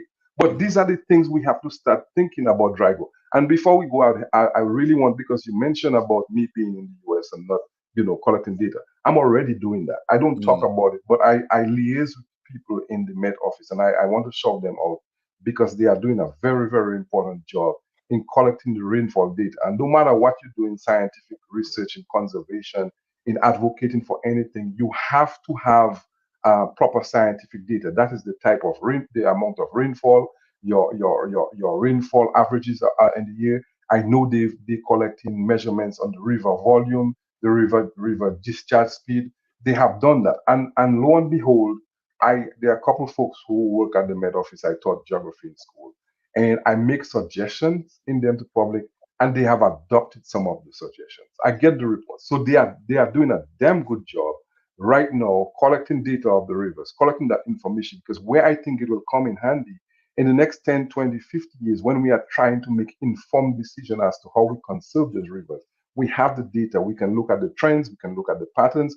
You can look and when people say, hey, the river is drying up, the river is drying up, but is the river drying up because of the change in forest cover? Is the river drying up because of the change in rainfall? We cannot make these assumptions. We have to look at the data. So I can look at 20, 30 years ago, see if the forest change, if the rainfall pattern change. Look at the streams and see if it's because the channel beds raised, if we have the same discharge flow, and then you can be better able to conserve and protect these resources. So I really want to give them kudos, because sometimes these are the kind of people who work, they do their job, and nobody understands the significance of what they do. And lastly, before I go, Annie mentioned, there is not a river oversight. And I've heard countless times saying that Dominica has no rules. Dominica has rules and laws. What happens is they are not enforced. I Right. just hate the idea of creating new rules if you're not enforcing the ones that exist to give them a chance to work. And if the government is violating the law, the only redress we have is to take them to court, because every operation of a government ministry or government entity is guided by the laws of the land. And if they violate the law, the only option is to take them to court. And if we cannot do that, it's anarchy. And I keep saying that because apparently we don't understand. If you have a government in office and they violate it, there has to be a component of legislation. There has to be an ability to force a court order so that they can do their work. There has to be, or else we get nowhere. So then, I mean, very, very, very poignant and relevant contribution. As a matter of fact, listen to what one of the viewers are saying. She says, "How is this the first time I'm hearing this gentleman speak? It's unbelievable, and there are folks who have never heard you before. Man, everything you are saying resonates with me. Awesome discussion. Thank you, Brina. Um, Lenny's always on the radio. He's always on the media. I gotta make But no, noise, but man. it's refreshing though that folks are hearing you and hopefully it's resonating. So, Brina, what I would advise you is to get in touch with us. We put you in touch with Wave. Wave is leading the charge in Dominica right now to try to turn things around, to try to bend the curve, so to speak, so that we can start. Because what we really need is a cultural shift, you know. We That because is what we need. We need we a mental shift. We yeah we need absolutely. we need that cultural shift where people, you know, see the river as part of us. Our thing says après bon Dieu c'est la terre, but as part of that latte is water, you know. um we need that cultural, and that cultural shift has to happen in the schools as well. Because you know what happens in school, as parents, we know we raise our children and we're so proud of our children. When they come home and they tell us something they learn in school, we adopt it a lot of the times. You know, you have a child that come and she does a scientific experiment. You say, Dad, you know, if you use that type of fertilizer in your bananas, it will give you good bananas, but if for your dashing, you need a different type of fertilizer. But you listen to your children and and they adopt some of those things. So I'm saying that if we can reach the young people can reach their parents. And maybe that is where we can do. And I keep coming back to Wave because you're the president of Wave. And not that we expect Wave to do everything. Wave cannot do everything because Wave is just a small sliver of everybody. And what we are talking about threatens the livelihood of everybody. The availability of clean water is a major determinant of health. Without proper clean drinking water, we will see our health indices really start to. And as a matter of fact, it's already pointing downwards. Len talked about after Hurricane Maria, you could go to the river and that's what the people get their drinking water from. But what happens when that waterway is so contaminated that you cannot go there anymore? Domlec has to practice load shedding because the amount of production they got from the hydro dam is greatly reduced. It's like 20% of what it used to be. And so they depend on diesel power, but the diesel power is not enough and they have to do load shedding. So you're paying more money for less service. Again, coming back to the water, you see the frequent drop in water levels in the boiling lake and the freshwater lake. How do you then bring tourists up to go see those beautiful sites if when they get there, you don't know what level the lake is going to be at? Um, did they do a proper EIA for the geothermal plant? All of those things that they, you know, our country gave us pretty good education that allowed us to go overseas and to become professionals. And we would love to be able to use that professionalism for the development of Dominica. So, Annie, the question I'm having is talk to the audience, tell them how they can reach Wave. Um, Encourage them to not just listen and shake the nod their head in agreement, but really make a commitment to do something about it. And I would suggest that one of the ways to do something about it is to become familiar with the work of Wave, because I don't think that you have so many members in Wave, active members, that you cannot take a single additional person, right? So I wanted to use the last few moments to pitch to this to folks who are listening and agreeing with us, that maybe one of the ways they can start to do something is to get in touch with Wave, and then Wave in turn can maybe point them to where the needs are, um, evaluate where their expertise are, and try to be a coordinating body. But it takes more than just the actual existing members of Wave. So one of the ways we can bring home the message to people is to, I got this information that 800 million people lack basic um, access to clean water. Wow. And these people fall sick. They struggle to attend school because they have to now go looking all over the place for water. Some of them become just remain in poverty because of this lack of water. So, we in Dominica are taking a lot for granted.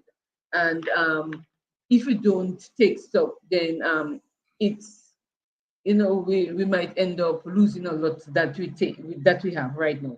A lot of we have been looking at the freshwater lake, and people have been commenting that the lake is not increasing. A lot of rain is falling, but the lake is even getting less. Now, have we ever taken the time to look at the source of the water for that lake? We know a lot of the water for that lake, a lot of our lakes come from underground. And they we know that there's a lot of activity going on now. You have the geothermal project. You have we have also the tram project, which is having a lot of which is going to have a lot of impact on the landscape in that general area. There was a quarry that was also used to provide material for building. What is the actual source of the lake? Is it underground water, or is it a direct stream? Why isn't the lake filling up um, as um, as expected? Because this is the hurricane season. We saw the kind of water Trafalgar Fall is carrying. So that's why you need environmental studies. You need geologists like Lennon to do this sort of work for you before you move in and start to do development. Well, you have to take stock. Now it's very difficult to really convince grown people to change their habits. So I think what we at Wave will be focusing on is on the younger generation. We have been working with 4-H clubs, and because there's a 4-H club in every school, and we are going to just double up our efforts on that to bring the information through the 4-H clubs. We had the recognition of International Day of Action for Rivers, and the 4-H students who attended were very, very effective. They are also going to encourage people to communities to form environment groups. We are currently working with the Curry, the environmental club of the Dominica State College, Hmm. and these students come from all over. They are very, very interested in the work we are doing. So if you can work through them to go back to their communities and form small environment groups, that itself will be very helpful, because these young people can now teach their parents, as you say. It's one thing to talk, but you need the children to take on. The children, students, young people and children are the best persons to go out there and train the older people and get them to change their mindset. So we are also looking at doing that, and also we are trying to work with village councils, but I think going with the environmental group in each community is maybe more effective. We would like to, so we'd really like to tell Dominicans, it's to me, Wave is doing the advocacy, but you within yourself can look at the rivers and see things are really getting bad. They are A lot of them are rock bottom right now. Um, if we as a collective people may start showing, getting showing our interest, getting involved, doing stuff, start planting trees in the, have every now and then get a spot along a river, plant trees. Farmers, get back to your old farming methods. Try to plant windbreaks. You know, if just in these little ways, the school children continue to have competitions in their school, in your schools, essay competition, art competition, all this, just gradually build that level of awareness. But after a while, there'll be enough consciousness to influence the action of the government. Once we are doing that, the government will see, yeah, the people are serious. People want their rivers to come back to what they were before. And all is never lost with a river. I've seen pictures of places where the area was very degraded, due to activities of humans, and measures were taken to plant trees along these river valleys, and gradually the river life came back. Animals started coming back into this habitat, and the river gradually regenerated. So it's never too late, but we have to take serious action. We, the people, and the government has a serious role to play. There are certain things that enforcement has to come from the government has to create the environment for enforcement to take place. You cannot be doing things as a government that is anti what is supposed to be done. You cannot be preventing the planning department, for instance, from enforcing setbacks from rivers. Also, people who live by the rivers, you have to take control of the rivers. It's painful to go by these rivers and see people build their river walls right, sometimes halfway between the little ravine or river. So it's a lot that has to be done. People have to just respect the rivers. But Wave has a lot of work. Its work is well cut out for it. But I think if we start, and it's already picking up. It's I've picking up. seen, Most yeah, it's certainly. picking up. People are showing, talking about what they are doing. And as I said earlier, if we are going to identify or set aside this period from World Rivers Day to International Day of Action for Rivers, which will be recognized on March 15th, I think, either 14th or 15th. So if you put aside this period, if, for instance, you didn't get on for World Rivers Day, you have enough time to work towards plan an activity during this period and work towards So International Day of Rivers. right. Um, because the reason why we're here tonight is because Sunday the 22nd is World Is Rivers Day. yes, So we want people to make a commitment to do something on World Rivers Day. Even on to World go and Rivers take a Day. bath. Just go take a Just go river and take a bath, bath. Yeah. something. But Enjoy the river.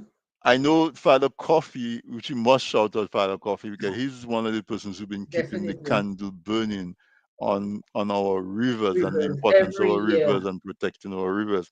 And I know right now he's ringing the bell and he's raising the alarm about that invasive species that you mentioned. Folks, if you see it, it looked like what we call mezemawi, which Like is a that taller bush tree. where you touch it and it sort of closes and then reopens, right? It's in that family, but it's much taller and it spreads quickly. If you see it, take a cutlass and cut it down because it's invasive and we have to it take more than that, but that's a place I to think you have start. to dig up the roots. Right. Because it grows like crazy.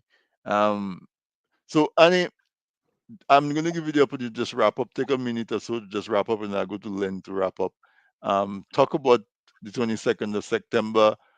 Continue making the point that we are creating a period of hyperaction between World Rivers Day on the 22nd all the way to Ides of March 15th next year, where we're just going to have focus on our rivers and our environment and to do something about it. We want to get to the point where when somebody sees somebody violating the river, they vex as if somebody is doing something to a member of your family. So take a few minutes and just make some closing remarks. Okay, so why do we celebrate World Rivers Day? Rivers Day is a day set aside by the United Nations to recognize rivers. And the aim is really to raise awareness, spread and spread awareness about the importance of the rivers, their value, and the fact that you should try to preserve it.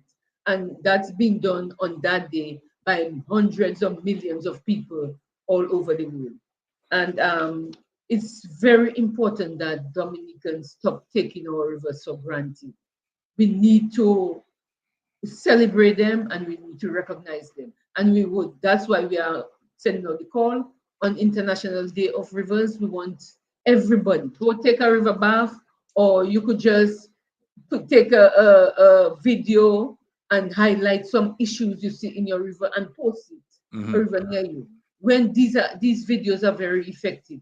You could make a song, it would be good, even not right now, but musicians can have a competition, song competition, and create songs about the rivers. Because when you keep hearing these songs in your ears all the time, eventually the message goes home. You can do jingles. The radio stations can come in and do jingles. These are very effective. So anything you could do, plant a tree. If you have a mango trees are one of the trees that they say are very effective to plant along a On river the because it has riverbank, yeah. very deep Mhm. tap roots. Plant a couple mango trees. You can get mango plants anywhere. Plant some mango trees along and just continue every time you come across a mango tree, keep planting it along a river course. Eventually, these mango trees will serve more than one purpose. They'll be available to strengthen the bank of the river, but they also provide mangoes, and gradually you can end up having many more mango trees than you used to before. Well, So definitely. yeah, so I really encourage Dominicans to get on board with plan with Wave. We are not going to stop.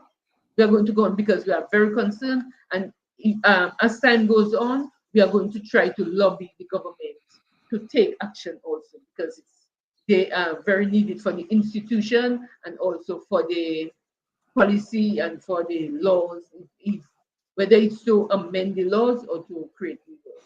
Well, you get That, one new member tonight. Miss Brina Bully says she's definitely interested. So okay, that's we, good. you We're know, looking for you some. can drop, you can. Is Brenda in Dominica? I don't know. Tell us your Yeah. location, Brina, and you don't have to be in Dominica to be a member of Oh Wave. yes, that's true. Because I'm a member of Wave and I'm not in Dominica. Shy Guy is an excellent potential spokesman for Rivers. That's He a good has idea. good Yeah. social media reach. So you see, she's already giving us good ideas. So, honey, Yeah. That's why it's good to work with the young people. They have new they have ideas. good ideas, no, certainly. They have good Then I'm going ideas. to come to you. And I want to, she said, yes, she's in Dominica. Okay, that's good. Yeah, so you can get in touch with, you can either We have send us a, wave. You can email us at or she wave can go onto the company. Facebook page and just send you a Yeah. message, right? Send us a message on the Facebook page. That's probably the easiest thing. Um, then, in my mind, our objective is where a government in Dominica will be affected. Maslin says she's interested as well. Okay. So Yeah, that's two because already. yeah, As far as I'm concerned, we had a successful program tonight. yeah. But then a government in Dominica should be so afraid that if they perceive to be environmentally unfriendly, they're going to lose the next election, or they might not even finish their current term of election, of reign, of administration. So, how do we get there? How do we get to a point where our people are so conscious and so sensitive about it's like our carnival? I believe if a government ban carnival, they lose in the next election. It's true. How do we get that type of passion and fervor about our rivers, our air, our environment in general? Drago, it really starts with the people. I don't want the government to be afraid that they're gonna lose the election. I want the government to be afraid that they are going to destroy the lives of people. They are gonna destroy the heritage of people, the culture of people. What I want more important is for the government to be afraid of the actions of the people. That is what I want them to be afraid of. And what I mean by that is we are the ones who put them in there, although we have lost that ability recently. But we are the ones who put them in there. They are working for us. And a lot of times, I have to make these comments every time because people become partisans. There is a difference between partisanship and politics. There's a difference between parties and government. You in the government, you're supposed to serve every citizen, irrespective of what partisan leaning it is. And too many times we get this confused. But what I really want us to do, and as I said earlier in my beginning, if you don't see something as valuable, you're not willing to fight for it. And let me show you an example we had as a people. Back in the early 70s, 60s, 50s, we came from a period of slavery and we were run by the colonial masters in the name of Britain, France, and the other European countries. And as Black people, we had to fight for rights to vote and fight for things. And the reason why some people lost their lives and the reason why people came out on the street is because they saw the importance of having self determination and self governance. They saw the importance of having value in themselves as Black people, and not being oppressed by somebody who think that they were greater than them. And as a result, people came out and people fight. And the reason why they fight, as I said, is for the value. I want us to have that same kind of mindset when it comes to our rivers and environment. See the value in why we have rivers. And as I said, after hurricane, in our lowest point, the rivers were our solace. I count out several examples of economic impact on rivers, and you mentioned it, dry. When the river levels goes down, we talk about blackouts in Dominica because there's load shedding. Everybody is pissed. You pay more for electricity because now you're using gas or hydro is not working. That is value. When you go to the Indian River and you see the countless amount of young men who have spent 20 and 30 years bringing people up the Indian River to see the beauty of that place, making a living out of that, that is value. When you see the amount of fishermen who can go to the bay and get a bountiful catch because they have a water area that serves as a breeding ground for the small prey and the small fish that actually comes up the estuary like the Indian River, lay tons of eggs and go back in the ocean. A lot of people don't even realize that happens. When you see that bountiful amount of fish in your estuary, that is the value of the river. When you count the amount or increase in production in agriculture as a result of the natural river systems we have, the natural water system, that is the value of our river. When we see our health deteriorating because we did not protect the chemical influence, the fertilizer influence, we did not do enough, and we see increased rates of cancer and other diseases in people. That is the value of having clean river. And I think once people see that kind of value, then they will have something to fight for because unless we get to that point and realize that these systems are just as important to our existence and our survival as we are to theirs, then we can continue fighting for those things. And as I said before, to get community involvement, I mean, you know, Annie talked about young people from the state college because we did see last year a bunch of young people. Annie, I'd hate to see you be the president of Waves for 3, 4, 5, 6, 7, 8, 9 years. No, it should not happen. And the strength of the organization is to bring new, fresh people with fresh ideas and have continuity. Too many times as a culture in Dominica, it becomes about the individuals and not the organization. So people stay in position for 20 years, and when you ask them what they do, they cannot tell you. I think the strength of an organization is to have a new breed of fresh people to replace you every 2 or 3 years. That tells you how strong an organization is going. And it should reflect in not just words, but in the actions, in measured progress. How do we have a plan moving forward? How do we measure the success of that plan? How do we make improvements and build upon it for the next generation? And I think that these are some of the things we have to talk about. And more importantly, how do we educate the young people? Because at the end of the day, this is not a fight that is going on for 2 or 3 years or 3 months. It's something that has to be sustained. It's something that has to be renewed. And when times change, we have bright, smart people who can go and work in those communities and be of some value to their people. And if we see that value, Drigo, then I think the population will rise up. The population will make a greater effect of protecting the rivers. The population will now start asking their parliamentary representative, when you go to parliament, ensure that you have protection for that river catchment area because that is my livelihood. Ensure that your cabinet meets and do not interfere in planning and environment to make the law. As a matter of fact, when that happens, when your population is educated, now they understand why you're telling them don't build by the rivers. And for the life of me, insurance doesn't like to pay off, pay off damaged houses. So I don't know how you get an insurance A house that's built in a for riverbed, right? a house that how the house that built in a river is besides me. That if Hmm. so no wonder the insurance, as they say in local terms, school A. Because when you have a whole bunch of houses by a riverbed and you insure them, what do you expect to happen year on year? So you cannot pay out insurance. It makes absolutely no sense. I Right. think the private industry has a part to play in that. And instead of the insurance agency should say, I'm not insuring this house, or if I'm insuring it, I'm insuring it higher than your mortgage because I know it's going to be destroyed in 2 years.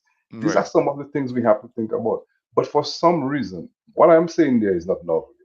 This is stuff that's been happening in places for donkey years. For some reason, it doesn't translate. And like I said earlier, our education system has not found a way to translate what we have learned in school into our day-to-day lives, apply them in the community. For God's sake, we cannot even manage waste. We cannot manage solid waste. You see what I'm saying, Drago? So we really have to look at, the purpose of our education system, what we are educating people for, how we apply the value to our existence and our system, and making sure that people fight for the value of their life, the value of the environment, the value of themselves, and advocate and not just wait for the government to do stuff, but get things done ourselves. That's it. Thank you, Len. Thank you, Annie. Yes. I think we had a wonderful program. You got two members tonight, Maslin plus Brina. Alvin is telling me that Brina is Colin Bully's daughter. Colin Bully, somebody I know very well as a former member of JC's movement. He's a senator in there, so um, welcome, Brina. Awesome to have you.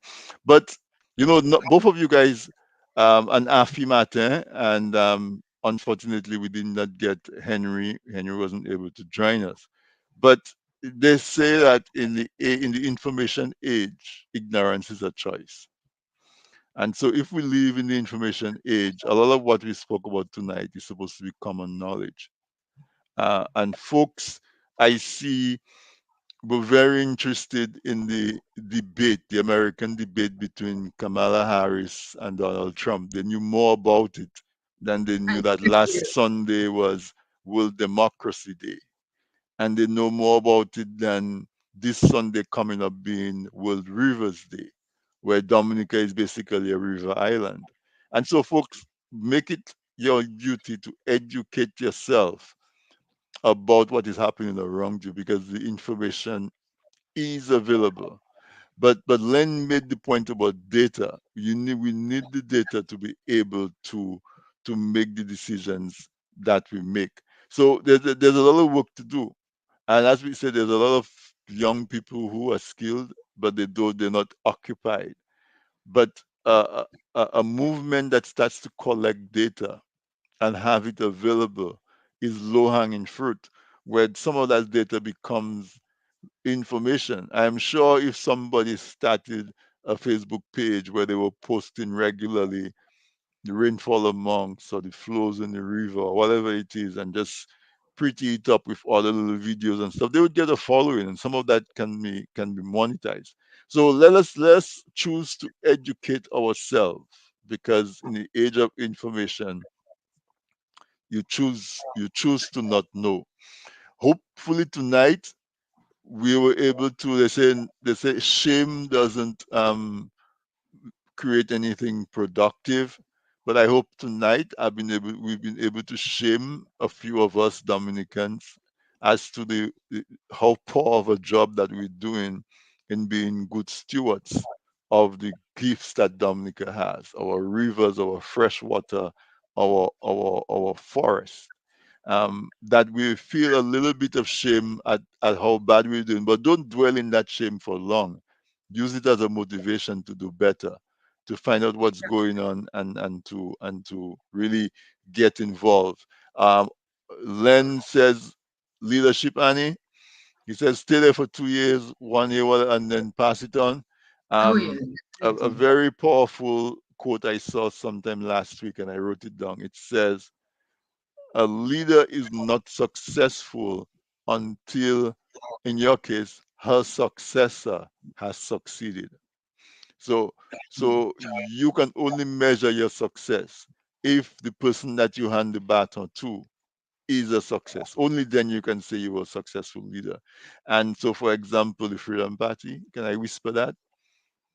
Miss Charles was a powerful leader, and then she left, and the Freedom Party crashed. So was she really a successful leader when you look at it in that sense, right?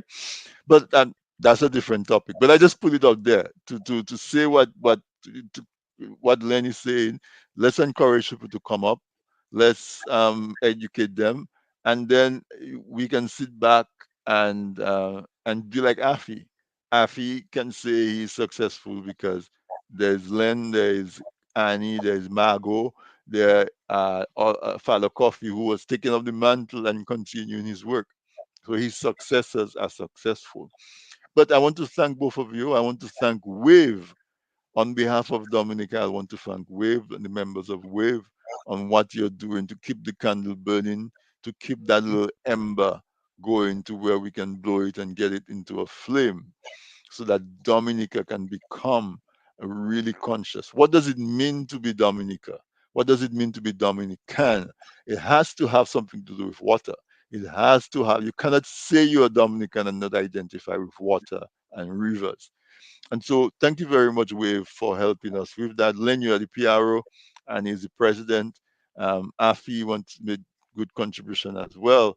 And for the many audience who stayed with us, this is 2 hours and they're still with us. So thank you for that, folks, and for the participation. We had very, very, very good participation. So all the best on Sunday. Do something for the rivers, guys. And I want to say thank you so much and all the best as we go forward. Thank you. All right. Good night. Hey, thank you. Thanks for having me. See you, Annie. Always a pleasure. See you. Annie, Yeah, thanks. it's your first time, but definitely not your last time. All right. All right, So, all folks, right, man. all right, there you have it, folks. Really, really wonderful conversation. And what I'm getting from that is that we need to really start with the young people. Get our folks educated from young. If you're Dominican, you have to be educated about rivers. You have to be educated about mountains. You have to be educated because that is what Dominica is. If you're from Alaska, maybe snow. If you're from somewhere else, in the desert or whatever, maybe oil. But if you're from Dominica, you have to be educated about water. And as long as our education system doesn't take us there, it's really a waste of time. We saw a video recently at the site of the international airport where there was a lot of water and erosion and all of those kind of things. There, it just points to really poor construction, poor workmanship, you know. And so let us as Dominicans embrace our Dominicanness. And embracing our Dominicanness, let that be an embrace of our rivers. World Rivers Day is on Sunday. Go and take a river bath for me. That's one of the things I miss the most about Dominica is being able to go and take a dock, as they say it, in a river. Do that, do one for you and one for me. But beyond that, make a commitment to the environment. So, folks, there you have it. Another great show. Thank you to Sam and Ella and the rest of the crew, Man's Audiovisual, for making the flyers and so on. And my guest tonight was Mr. Atherton Martin, Mrs. Annie Edwards, Mr. Lennon Matthew. Henry Shillingford came on, but he wasn't able to participate, but we thank him for making the effort. And so good night, folks, and we'll see you again next week, Wednesday. Good evening. Rivers, pride of the nation. G-Dot, live up. 365 rivers we know. In Dominica they flow. Pure and free they show how nature's love grows. Island vibes flow under the sun's glow.